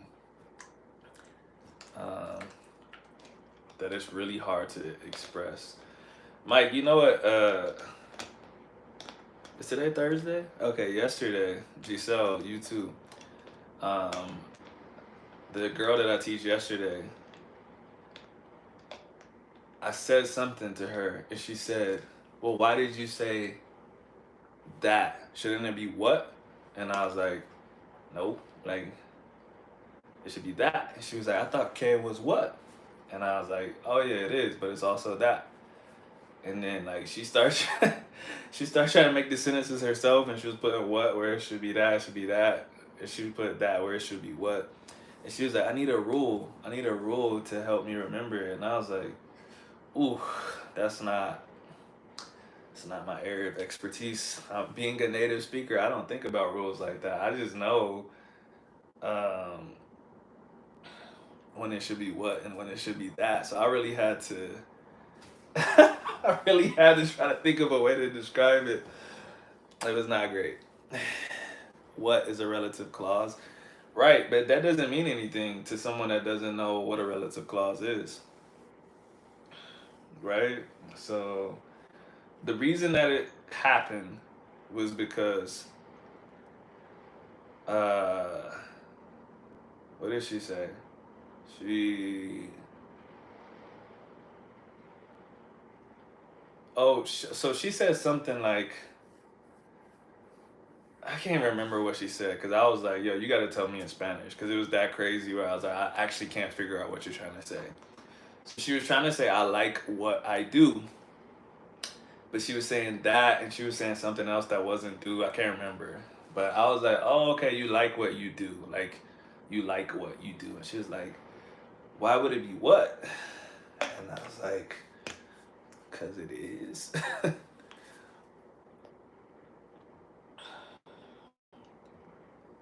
K equals what when it's a question? When it's connecting things, it's that. The other thing that gets them is what also meaning loke. Exactly, and that's exactly what was happening. That's exactly what was happening. I love teaching English. It's such an interesting experience to see someone discover how language works. Yeah, facts. I was sleepy. No, I wasn't sleepy. There's just certain concepts that you would never think of as a native speaker, right? So, yeah, and with her particularly, we talk about a lot of stuff like that. She's one of those people that wants to know why for everything. She doesn't want to practice. She just wants to. I want to know why. Why does it work like that? And I need rules. And I'm like, how about you practice saying it first?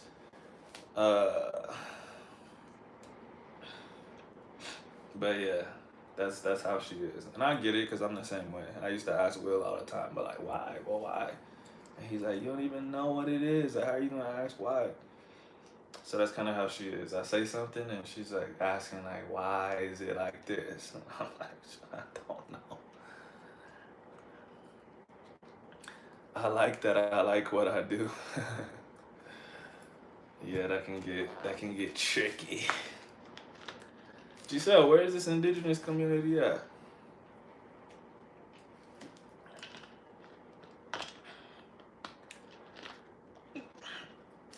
What also gets them is the importance of two. For a lot of stuff gets them. Yeah, I'm trying to think of other stuff. I can't really think of other things right now, but there's been so many things that like I said, I'd never even think about. And they ask the question, and I'm like, uh, yeah, no, because because that's how the language works. Close to us, where Will's family speaks an indigenous language. Everyone except him, actually. He's the only one that doesn't speak it. Do you try to learn other languages from time to time? You talking to Mike? I don't. I learn language for connections, for the utility, bro. Well, first of all, I live in Colombia, but even if I didn't, my life had Spanish speakers in it. I wanted to be able to speak to them. I don't want to learn Japanese just to learn it. I don't want to learn anything just to learn it, to be honest. Like, for instance, Giselle's talking about indigenous people right now, right? If I went to where they lived and I would want to pick up some of their language, just because the more you can understand about their language, you can understand more about them. You can understand why certain stuff happens in their communities, why they think a certain way. Like, cause language and culture and the way you do things are all connected, bro. One thing that like English speakers, the Western world, everything is about us, bro. Everything is very self-centered, right? And it's like you can see that in the language. It's like I like you, I do this, I blah blah blah. Whereas like Spanish is more directed at. I mean, it's directed at the person that it's happening to. But in English, it's not like that. Like I hit you, I did this, I did this. It's always me telling the story. And so little stuff like that can give you a glimpse into the culture and why stuff is the way it is. One thing that English doesn't have in it, because we're self-centered, is we don't have accidental stuff in English. I was talking to that same student. I was telling her like, yeah, in English, you can't say se me cayó el vaso. Like you have to say I dropped that shit, bro. Like, or if I wanna, I'm like, yo, you dropped the plate. That shit could start an argument because it's like I'm blaming you for it instead of just saying like it fell. You can say that, but it just doesn't. It's not the same in English because it didn't fall. You dropped it. I'm not gonna lie. I'm in love with Japanese. Seriously, in love with it. I think I'm gonna take the plunge in my 30s and then go out there for like a year. Good luck with that. My Japanese kids at school are legit the coolest. Again, I may be only seeing the positive side because they have a high self deletion rate. Oh, okay. Well, I do love the language, and I like to get into anime. Anime is dope, bro. There are a lot of Brazilians there. Yeah, it's a decent amount, but not like that. Like you would have to kind of go out of your way, like at Brazilian jiu-jitsu gyms and stuff like that. My neighbors in the back and on the side are Mexican, and I'm always around Spanish. Same. Brandon, what's up, bro? Yeah, Mike, I kind of feel like you, bro. I kind of feel like I might take on a third language later. I might. That might be some shit that I like do like for my 40th birthday or something, and like in a while from now, like okay, yeah, like by the time I hit 40, I want to have a third language or something. But like I was saying earlier, man, like to make it to a high level in a language, it takes time, bro. It takes time and effort. Like you really have to be into that shit. It's different to just be able to like, there's people all over the world that can like speak a second language. Like hella people tell me they speak Spanish and they wouldn't be able to talk for more than like 45 seconds. You know those people that like those people that don't really even know how to conjugate it. I be hearing people say uh no habla español. But like or they may have conversations, they might say yo habla español, and I'm like, how did you even mix that up? Like, but there's people that can do that. They could speak like crazy broken Spanish for like a minute, and like as a means to an end, like if they need to get somewhere, they could ask something like that. That's not the life that I want to live. Like, I like to I like to excel, bro. I don't care how long it takes. I would want to make it to the top. Like, I know I'll never be my English self in Spanish, but I would like to have the same, like, somewhat of the same control of my Spanish as my English. Like, read the same kind of materials and stuff. I do that anyways, but it's a lot more difficult in Spanish. Like, reading, like, neuroscience books and stuff like that, it's more difficult in Spanish than it is in English. And it probably always will be, but I would like it to be like this versus this. You feel me?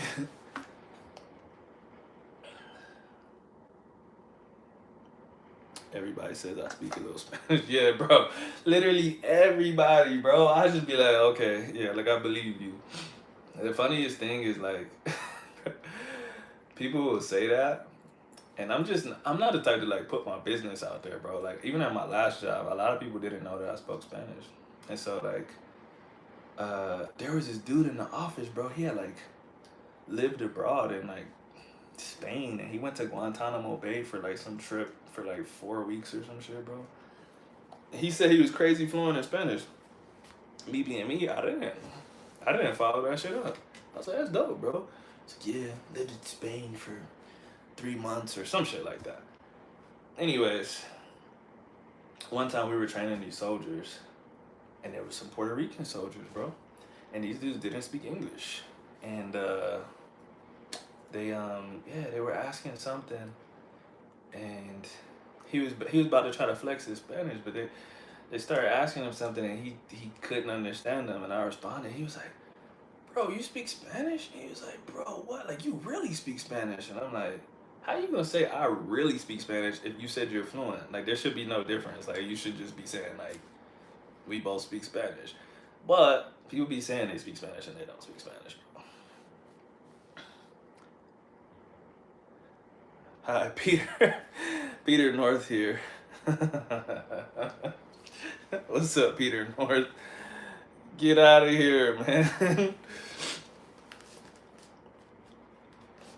Most of the Black Travel Channel I watch, they say they know Spanish. And when I heard them speak to natives, they're trash. Oh yeah, that's all of them, bro. There's a few where I just be like, okay, yeah, that was actually decent. But most of them, I just be like, bro, you been traveling this much and you still can't speak Spanish, bro?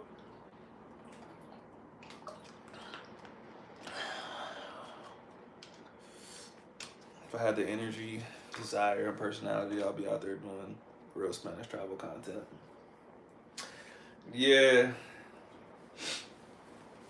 I feel like I could pull the personality off, but I don't have the desire.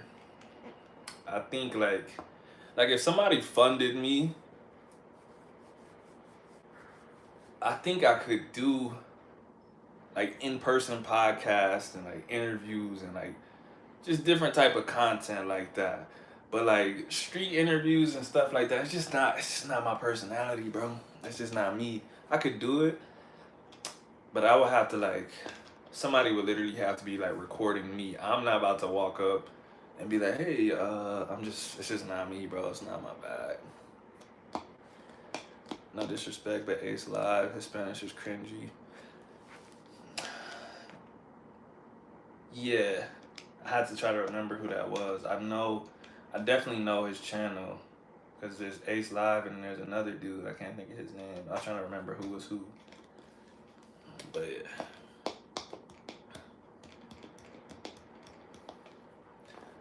All right, thanks, Peter North. Austin said he knew Oh, he also said he knew Spanish at one point. Trash. Checking the fact. That's what I was thinking of. Checking the fact. I could not remember his name for nothing, bro. Bro, Jalen doesn't like to hear that name.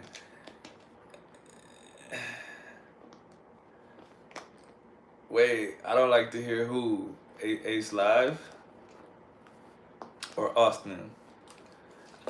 I'm gonna have to go watch these people's stuff, bro. Yeah, Czech Spanish is good. I remember that. I remember his was good. And I'm like, I'm not. I'm a harsh critic, but at the same time, like, I'm only a harsh critic when people say that there's something. Whenever people have travel channels, I'll be like always like pleasantly surprised. I'm like, oh wow, he's having a full conversation. Good for him. That's super good, bro. Like Austin Hollerman. I gotta look that dude up. I don't know who that is.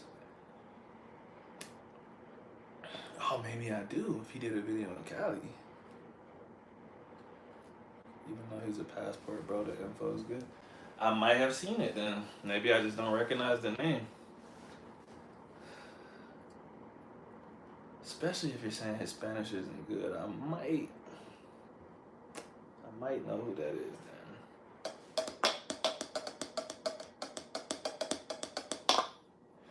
But yeah, I'll check it out. But yeah, it's different. It's different. If your goal is to travel, if that's the thing that you're focused on, your thing is traveling, and it's just it helps you that you speak the language. It's different. It's like I said, if someone's like whole channel is just them traveling, and they happen to speak Spanish, I'm like, oh shit, good for them. It's just that like when their channel is Spanish, and they're supposed to be this and that, and it's not good. And I'm like, you're kind of selling yourself like you're that guy, but you're not that guy.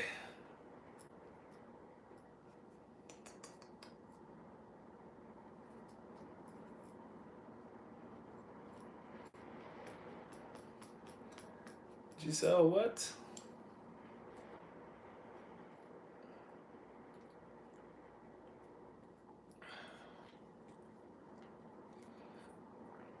There's actually one passport, bro. I can't think of his name. He's like one of those alpha male dudes. He looks like he about 5'3". Black dude, pretty buff. I can't think of his name. They was making fun of him on TikTok for a while. Cause he's like hella aggressive. But they're like, bro, this dude's like 5'3". But he was out here. I'm pretty sure he lived in Colombia. He might still live here. And he was doing street interviews. And I'm like, oh shit. I didn't expect this dude's Spanish to be that good. Like he was decent. He was actually decent.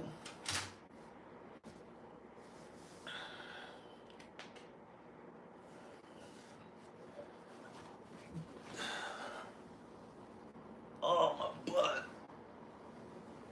I've been sitting in the same spot for too long. Dre? I need more than that. I wouldn't know if that was his name. But it could be. Definitely could be.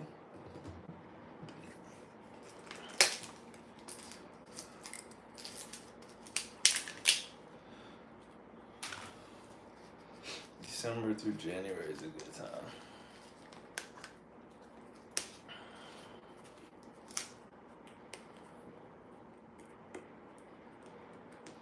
Oh, Lafayette, I thought you were talking about the same person I was talking about. You talking about the Dre that I know here. No, Dre Spanish is good.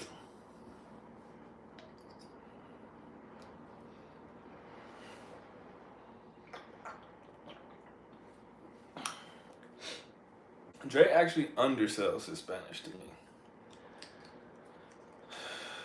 Because I've talked to him in real life.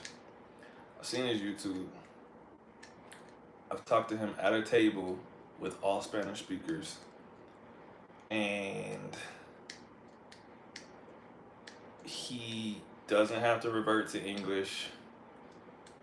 he gets caught up in his thoughts sometimes, but that's normal. But he has full conversations in Spanish with no problem. And we talk about complex subjects.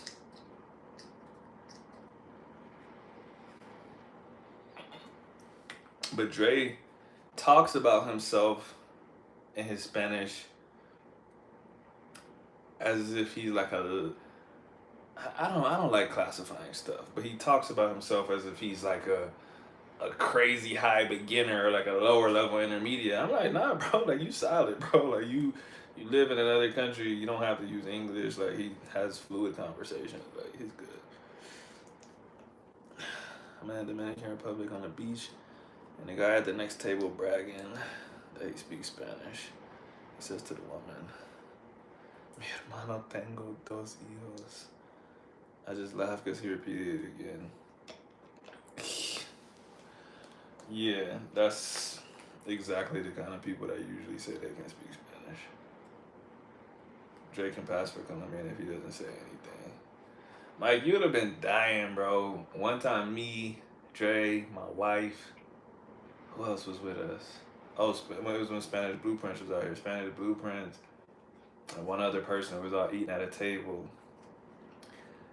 We saw a dude walk past.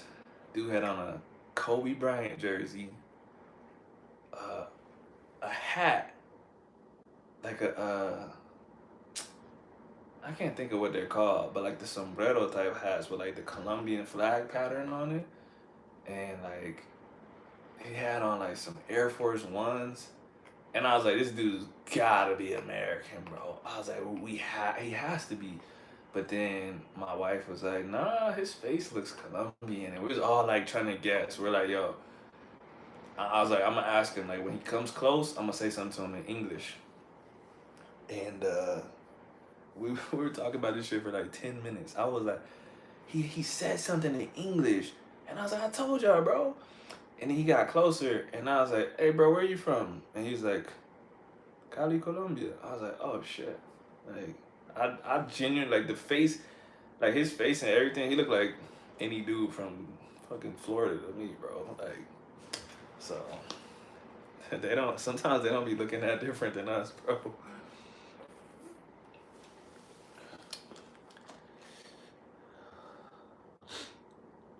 Dre did a Spanish podcast with his girlfriend. That's not his girlfriend, bro. Oh, Mike said not his girl. Who is Dre? Giselle, you say this every time. You know who Dre is. I sent you his profile before. I thought they were dating. Nah, they're not, bro. Edwin, yes, Dre's World.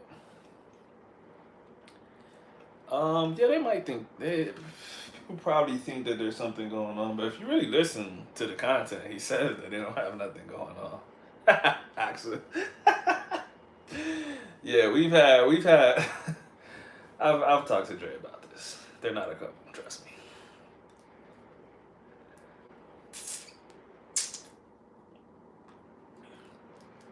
You coming to Cali, bro?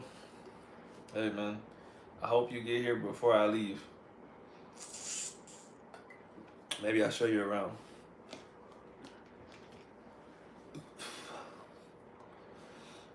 Yeah, Axa knows. Axa came late, but I told you she was there for that guy with the Kobe jersey. I knew for a fact that dude was American. I was very surprised. When am I leaving? Don't know, bro. I'm definitely gonna be here for a couple more months because I gotta recover. But probably gonna go back to Texas sometime this year. When? Don't know. Could be June, July, August, sometime around there.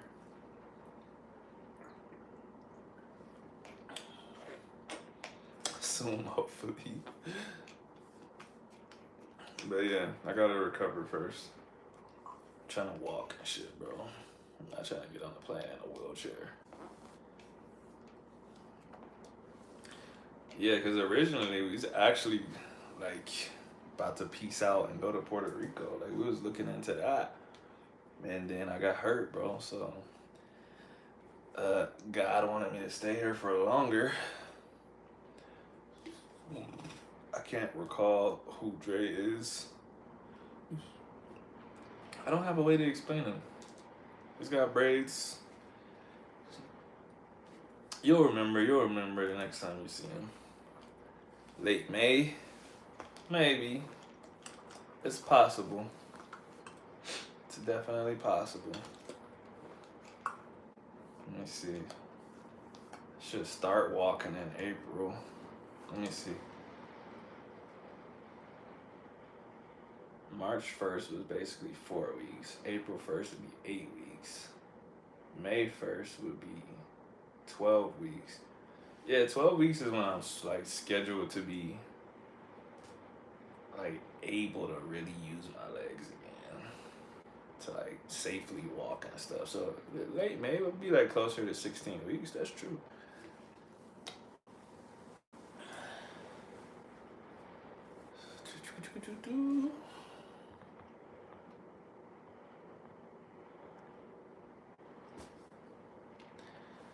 Yeah, Axel has to do everything for herself right now.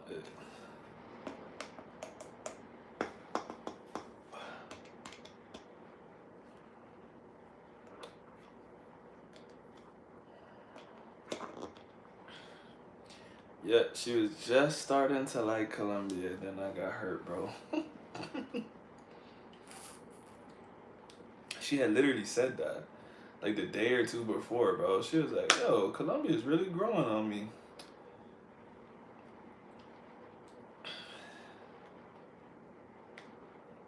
Jalen better start walking.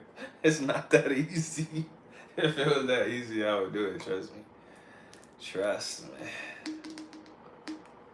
Trust me. Every time I stand up, I'll be like this. My knees don't got no stability right now. And that's with the braces on. If I didn't have braces on, I would crumple. I would just fold up and fall on the ground. But soon, I'm making my way. I'm making my way. Making my way downtown. What other Spanish cities would you live in? I don't know, bro. It's not really something I've thought about. Probably nothing. Nowhere. I just really wanted to do this. Especially like I had never traveled to Latin America before. Um and you know, like the older you get, you start having kids and shit, it makes life more difficult. So this was definitely something that I wanted to knock out, and we had the opportunity to do it. So it was cool to travel together, to come here and be around Spanish and just like live a totally different lifestyle. You know what I'm saying? But it's not something that I'm just like, oh, I just want to continue to live in Spanish cities. Or next, I want to go to Argentina. It's not like that. I'm fine with returning back to the United States. I would like to continue to come here. Like I love Puerto Rico. I love Cali. So I would be cool with coming here to visit Will like once a year or something like that. Um, but yeah, I don't like plan on living in another Spanish speaking city. My bro took like a year to feel comfortable standing up. I hope it doesn't take that long. But I would definitely take it easy. Because my physical therapist does not take it easy on me. I was about to cry yesterday. Axel was so concerned. She walked over. She came in the room to check if I was okay. Because this lady was fucking me up. She was breaking me off. Nah, Will can come to the U.S. once a year. Nah. Got a vacation, man. Mike, me and you just gonna have to go to Cali together because Axel don't want to come back. Just have to take bro trips. I was not crying. Here he goes, casually hitting these notes again. What? Bro, that was not no note, bro. Do I have a wheelchair? No, I don't have a wheelchair. I got a walker. I can bear weight on my legs. I just can't walk without the walker. It's not safe. It's like if I really needed to, I could, but it takes like I don't really want to describe the medical ins and outs of the surgery, but basically they had to put the tendon, they had to stitch the tendon back into the bone. They drill a hole and stitch it. And so throughout 12 weeks, basically your body is just like putting adhesions on these stitches and strengthening itself. So before 12 weeks, you're really at risk of re-rupturing everything. If you fall, like I know people, because like I had like probably like 200 people add me on Instagram and say like, yo, this exact same thing happened to me and shit like that. And like there's been 10 people that have told me like, yo, bro, I was at week 4 and I fell down the stairs, tore both of them, and had to start all over. So be careful. Other dude told me he was in a wheelchair at physical therapy, and the wheelchair broke. He fell on the ground, re-ruptured his shit. So until you get to like 8 to 12 weeks, you're really, really at risk of re-tearing that shit. So I don't do nothing crazy. Ecuador? Hell no. Who said Ecuador?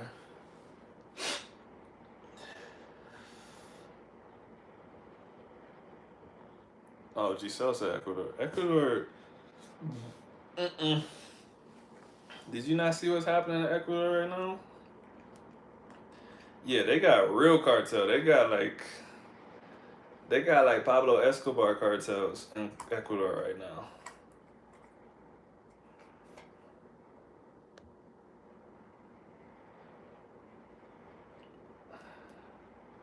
Venezuela is a no go. Yeah, facts. Venezuela and Ecuador.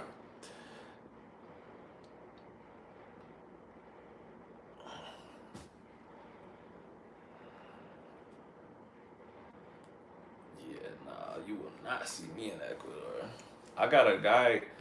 So there's a guy at the boxing gym here. He's from Ecuador, right? This is a crazy story. It's not that crazy if you know any fucking Hispanic people. He was born in Ecuador.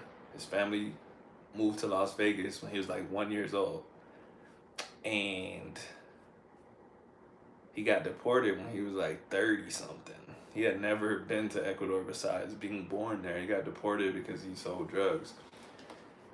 And so for like the last 10 years, he left Ecuador and he came here. And for the last 10 years, he's been here.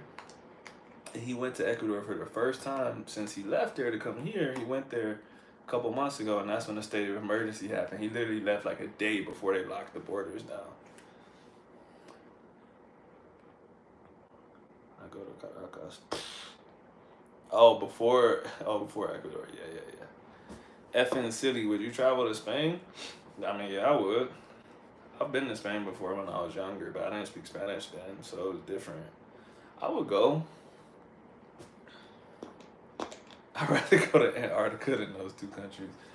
Yeah, I'm not going nowhere with real deal cartel shit.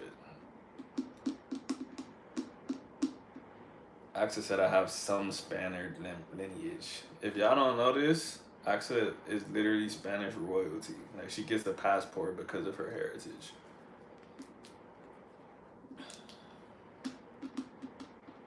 Yeah, I go to Spain. Spain's cool. I know some people that live in Spain, and they don't speak no Spanish. That shit's crazy. There's so many people that live in Spanish-speaking countries that don't speak good Spanish, and I'm like, how is that possible, bro? Like, what do you do on a daily basis that you don't know Spanish yet? You hate the accent, which Argentina or Spain?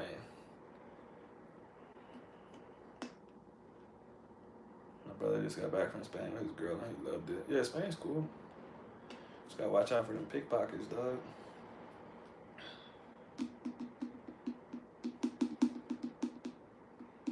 Giselle, are you talking about? Oh, you're talking about Spain. Okay. Joder, tío.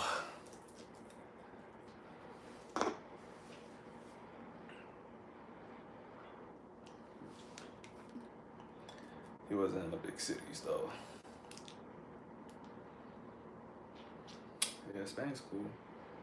I don't really remember that much from when I went as a kid. It's been a really long time. Pickpocket. Bostichitrici, pickpocket. That's Italy.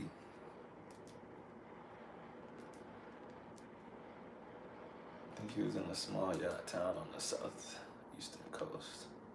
How old were you when you went? Let me see. Would have been about 7, 8 years old. Because after 9/11, you really couldn't do shit. So that would have been like 2000. Because I was in Germany when 9/11 happened. But the year or two before 9/11, that's when we traveled a lot. After 9/11, couldn't do shit, bro. Tampa and Ben, can you still understand people from Spain? Yeah, bro, they just speak Spanish. I just don't like their accents.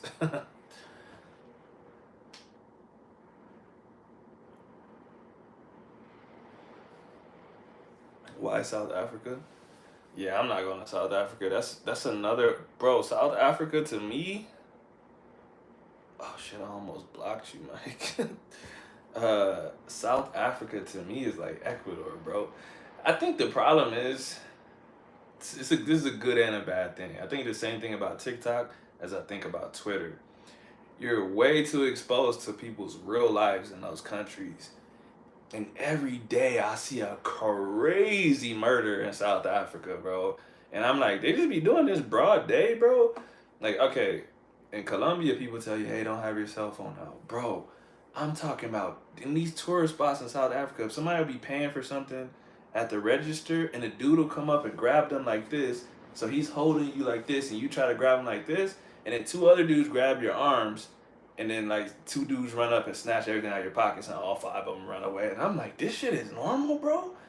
That's like, nobody even does that like in the worst parts of America. Like, it's just, that shit's just weird, bro. Like, somebody might rob you at gunpoint, but for 5 grown men to come snatch your shit up like that, the dude just looking mad defeated too. Like, what the No, people do die everywhere. Some places are worse though.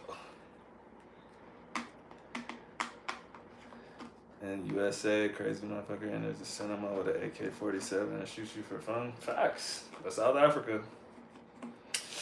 Eesh.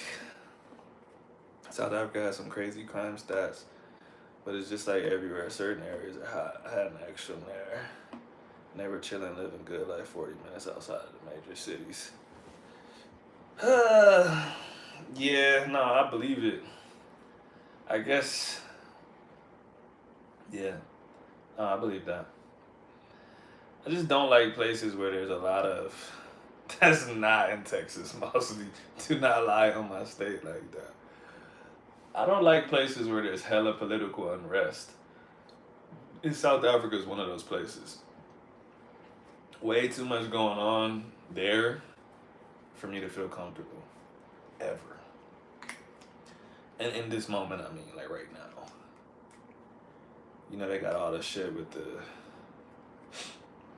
farmers being killed and stuff, the racial stuff, so I would not feel comfortable there. Texas and their guns. Don't listen to her. Listen, y'all wanna know something? Y'all wanna know something about Access Home State?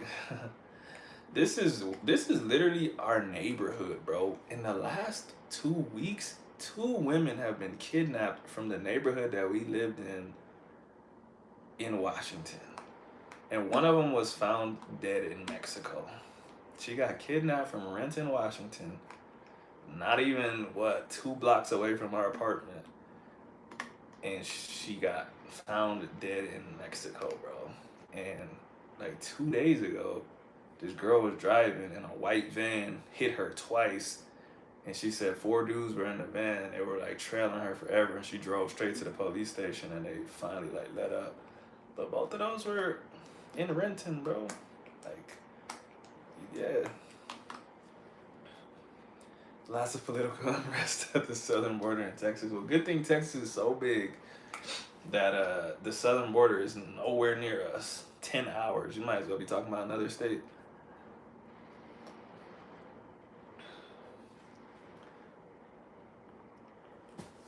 Are we roasting each other countries right now? It's true. The Colombians be putting cheese on some weird shit, bro. Motherfuckers be putting cheese on desserts, like putting cheese on ice cream sundae. I was like, why'd y'all put cheese in this shit, bro? Come on, dog. I swear I thought the Pacific Northwest was a no crime zone. I'm gonna keep it real with you, bro. Honestly, it does feel safe. I was telling this dude that yesterday. I was like, I felt crazy safe in Washington. But that shit is getting worse. It just is. But it just, I don't know. It just don't have the same like feel. I just like, you know how Americans think about Great Britain? They're like, bro, you can't be a gangster in the UK. They have accents and they don't have guns. That's how I feel about the Pacific Northwest. I'm just like, y'all just can't scare me, bro. Like, you're from Washington, but like they have criminals, like they have crazy murderers there. It's just it's hard for me to take it seriously because it's Washington. Like bro, like how are you gangbanging in Washington? I'm not even trying to do that much because I don't want to go back to Washington. He was like, yeah, what was that shit you was talking on YouTube? But I'm just saying, like, it's Washington, bro. Like,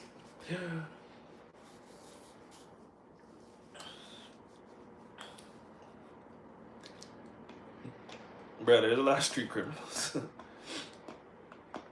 It did get worse after 2020, facts.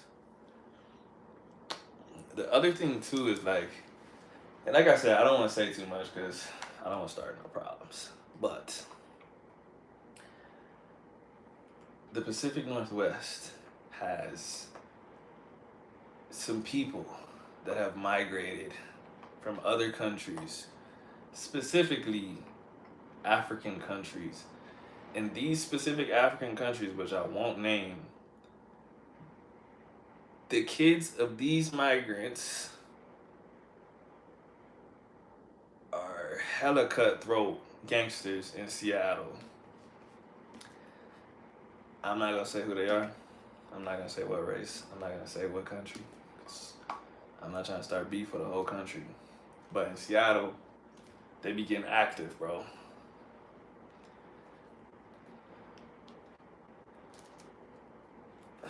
I believe danger is everywhere. It is, but there's some places that are way more dangerous than other places for sure. Yes, they're in Minnesota too. You know exactly what I'm talking about. But also, yeah, no, you know exactly what I'm talking about. There's two countries, but the one that you're talking about is the one that I was thinking of the most. Them motherfuckers active, bro.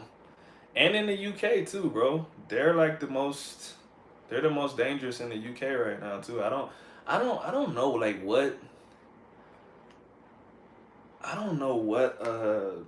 what happens like culturally in certain countries to make them more violent or whatever, bro. But sometimes you're like, yo, I'm not trying to stereotype, but people from that country are like active, bro. Bro, why would Lafayette? Why would you do that, bro? Why would you do that? We speaking in code here, bro. Just gonna type it out.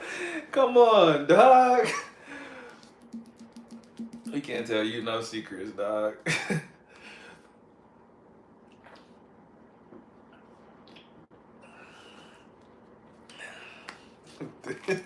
this guy.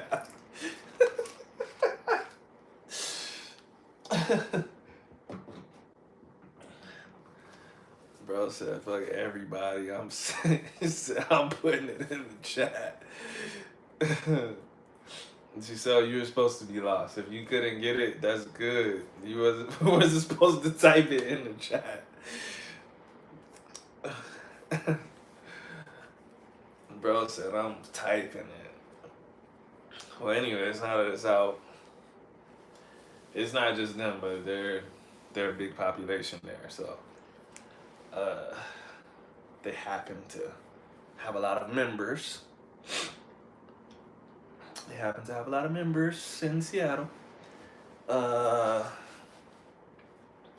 yeah, like I was saying, some people, I don't know if it comes from like the state that their home country is in, like the more turmoil there is, like the more violent they are in other places. Cause like I remember when I lived in Europe, people, well, even now still, they'll be like, yo, you do not fight Albanians, dog. Like, you know how some people have respect for establishments? Bro, you can look up videos and you'll see Albanian dudes, they will come into the gym and start beating people with dumbbells and stuff. If they know where you're at and they have a problem with you, they're going there. They don't care like if you're at a restaurant, if you're at the gym. So when I was in Europe, they'd be like, bro, not with Albanians. You don't do that. Like if you can avoid the problem, you avoid it because it's like mobster type stuff. In Texas, that was Pacific Islanders. You do not mess with Samoans, bro. They gonna beat your ass. If you just happen to beat up the smallest cousin tomorrow, all of his big cousins gonna whip your ass. Guaranteed. It's not something that you can get out of. It just is what it is. So that's how Albanians are. And so I just wonder. I wonder what happens in certain cultures that makes them like that. There's some other people you just be like, yeah, you. In Washington too, there's hella Pacific Islanders. Oh yeah, I know. Trust me. Uh, yeah, I know a dude who got jumped at the LA Fitness by Pacific Islanders. But that's what I'm saying. That's just a known fact. It's not even like talking shit. It's like, bro, they're gonna jump you. It's not a guess. If you're fighting one of them, they're calling their family, bro. Trust me. 100%. So just some people they're just like that. Right now in America, Venezuelans, they're getting active. That's just facts. Specifically in New York. It's getting crazy up there.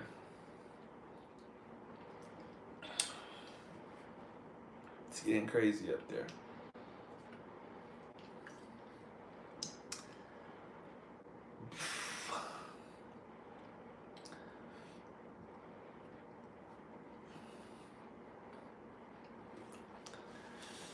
Let's see, it's 11:12. I think I'll go. Axel, are you doing homework?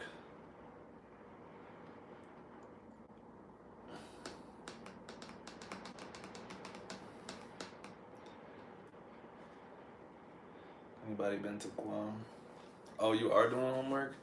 Alright, I might stay on then. I thought Axel was chilling. I thought it was time for to get off the live, but no. Yeah, I did hear about that, bro. That is, bro.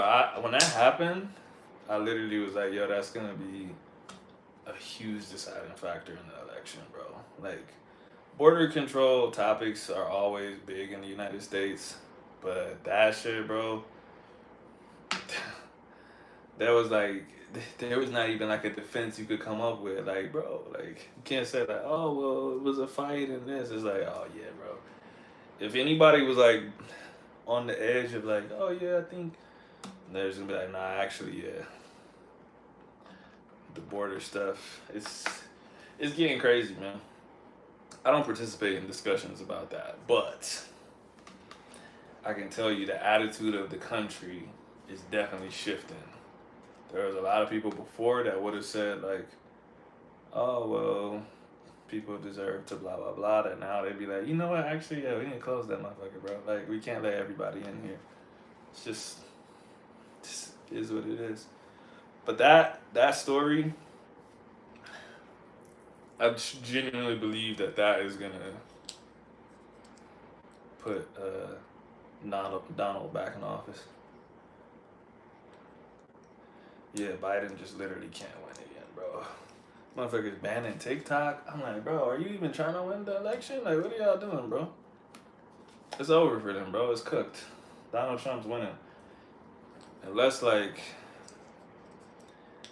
yeah, see?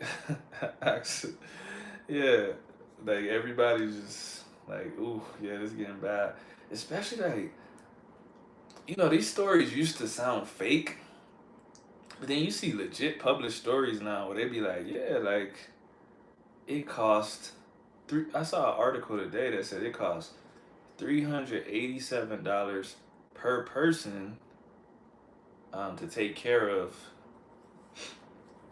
these Venezuelan immigrants in New York, and it was $387 a day because they're paying for the hotel, they're paying for the 3 meals, they're paying for something else, a cell phone or some shit. I'm like, God damn, bro. Like, help me with my rent, actually. You know what I'm saying? I cried watching Cat Williams stand up on Biden. I don't think I saw that. But yeah, like I said, it's not looking good for the Democrats. It's not looking good. Bro, it's too late. It's already Biden versus Trump again, bro. And Biden is not gonna win again, bro. It's crazy because like it's like when women give birth to children, just a little time has to pass and you kind of forget how bad the childbirth was. Motherfuckers starting to talk about Trump like they never disliked him. I'm talking about people that used to hate him. I've been seeing people like, you know what, man? That motherfucker was funny though. Like that would be cool to have him back just for the tweets. And I'm like, uh, being a president is more than tweeting, bro. It's more than tweeting. It's cool if you back him, but it's just don't do it for the tweets, bro. But a lot of people talking like that, like, yo, man, at least we did get those stimulus checks. I'm like, okay, but yeah, he's gonna win, bro. So if you thought Biden had a chance, go ahead and just prepare yourself, cause he ain't winning. Only thing that could happen is someone could pass away. They could both pass away, actually. They're pretty old, man. They could both pass away. Very possible.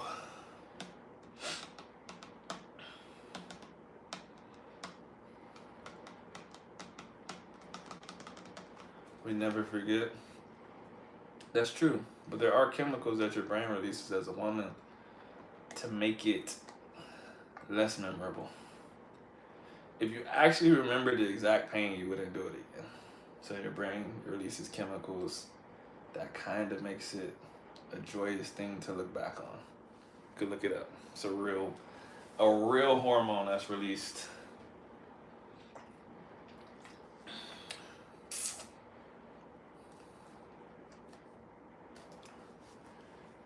You what? What is that in response to, Mike?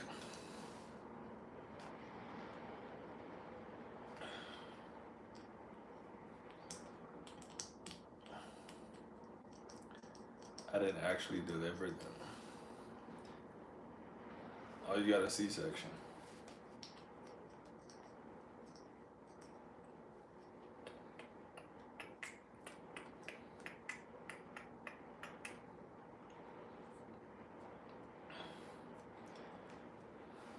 Oh, Axa saying me. She talking about she talking about the Trump thing. How people are looking back at Trump, being like, "Ooh, actually, stimulus checks and funny tweets." I'm not gonna lie, he's a funny dude, bro. If he wasn't the president, I would have been like, "Yo, these tweets are hilarious." But I'd be like, "Dog, what are you doing, bro? You are in the office. You're the commander in chief, bro. You can't be tweeting like any average Joe." Am I having kids soon? We'll see. We'll see, man. Listen, if you haven't noticed, people in the Western world are having kids less and less because life is fucking expensive, dog. It's hard to live by yourself, dog. Bringing kids in that mix, it's crazy. I mean, I'm not gonna like actively not have kids, but I'm just saying, I'm cool with chilling.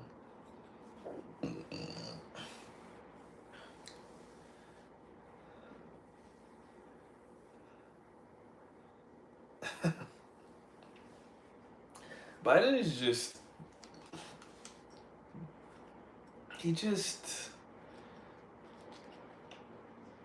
he doesn't speak well enough for me, man. Like, that's the one thing you can say about President Obama, bro. Like, yo, this motherfucker can talk his ass off. You forget about the war crimes. Like, this dude can really speak. But, like, Biden could be competent. He could be knowing what he's talking about, and I still would feel like he doesn't know what he's talking about. Because I'm like, bro, did you just learn this speech, like, 10 minutes ago? I feel like you don't actually know what you're saying right now. Not in Cali with US dollars income. Hey, man. Life's hard everywhere, bro. I ain't saying my life's hard, but this ain't the Philippines or fucking some shit like that. Even, bro, I remember either before COVID or right after COVID, something like that. It was $1 to 5,000 Colombian pesos. That shit's below 4,000 now, bro. That shit's not like, it is cheap here, don't get me wrong, if you have US dollars. But it's not like it was. People think they're gonna come here with a couple $100 and be a king. Like, no, you're not, bro. No, you're not. We've gone to restaurants, the fancier restaurants, but we've gone to fancy restaurants where the meals cost over $100. So people be talking like everything costs like 50 cents here, $1. So if you got $500, bro, you could live in a, like, no, you cannot live in a mansion, bro. You cannot. It's not like that. Has dementia. I could believe that.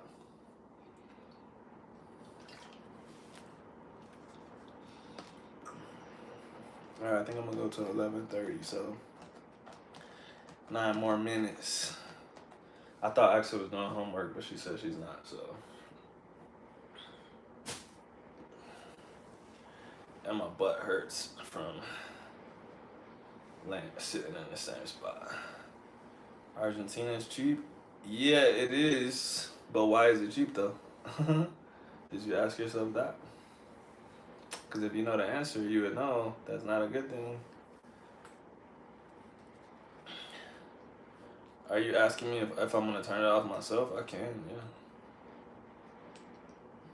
I wish I had like a long stick that I could just... Nah, I could turn it off. Since you're fake.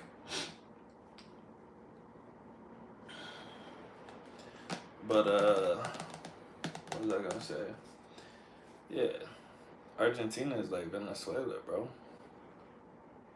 There's a reason that it's that cheap. Argentina is in the dumps right now. Because their economy is destroyed. Last time, not the last time, but the time before last, Facundo was in the chat. He's from Argentina, and he was talking about how crazy inflation is there. Because they just got their own little Donald Trump as a president. He's worse than Donald Trump, to be honest. He's way worse than Donald Trump. But he claims he's going to fix the economy and shit like that. But their inflation is so bad.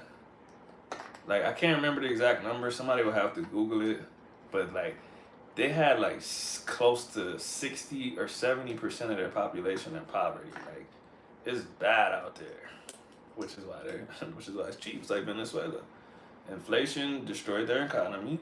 And now it costs fucking $1 million of their currency to get some bread. So yeah, US dollars go for a lot there, but you ain't gonna go there because you'll get kidnapped. You know what I'm saying? So that's what Argentina is turning into. It's not Venezuela yet, but it's on its way. Unless their Donald Trump fixes it. Yeah, it's really bad. I would go right now, but countries like that, it's like I was talking about earlier with economic turmoil. Countries like that, you say it's getting worse, and there's always an event where you're like, holy shit, people need to stay out of there. Venezuela was getting worse. It was getting worse. And then at some point, people were like, yeah, you can't go there, bro. Like, that's not a place that you can visit. Venezuela used to be the richest country in South America. People used to go there. Colombians used to go there. Nobody goes there now. People flee there. So that's what Argentina is turning into. Talk to anybody from Argentina, and they'll tell you how bad it is there right now. And like I said, you really never know how bad things are until they're bad. So one day it's cool. The next day, someone got kidnapped, and you definitely can't go there anymore. You don't want to be that person that got kidnapped. That's what I worry about. I don't want to find out that their economy is so bad that they're willing to kidnap Americans for the ransom. Because that's what happened to you in Venezuela. But, yeah. So.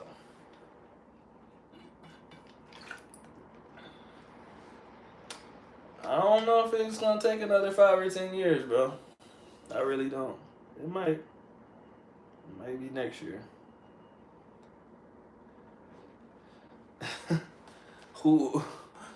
What are you basing that on that it's still safe to travel? Is that your own professional opinion, or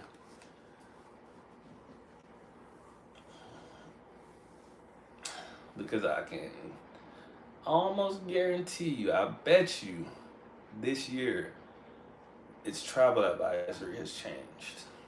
I would be willing to bet that. I haven't looked. I don't know. But I can guarantee you whatever the travel advisory was last year. Bro, you talking to people in Argentina. I got a friend from Venezuela that told me it's safe to go there. I swear to God. He told me this year. Because he's going back in like a week. And I'm like, bro, is that safe? And he's like, yeah, bro, I'm from Venezuela. You just gotta blah, blah, blah. And he's like, you couldn't go there by yourself probably because they'll probably kidnap you. Like, what do you mean probably? Like, yeah, bro, I wouldn't go by myself. He's like, yeah.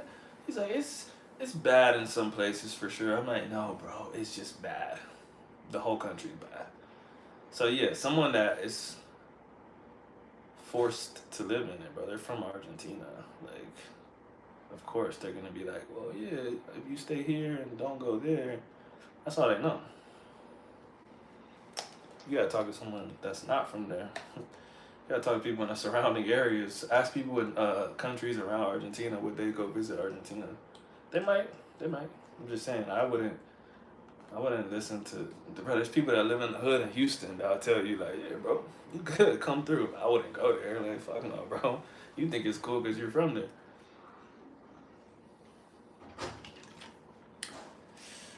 You want ice? Yes, please. Cool.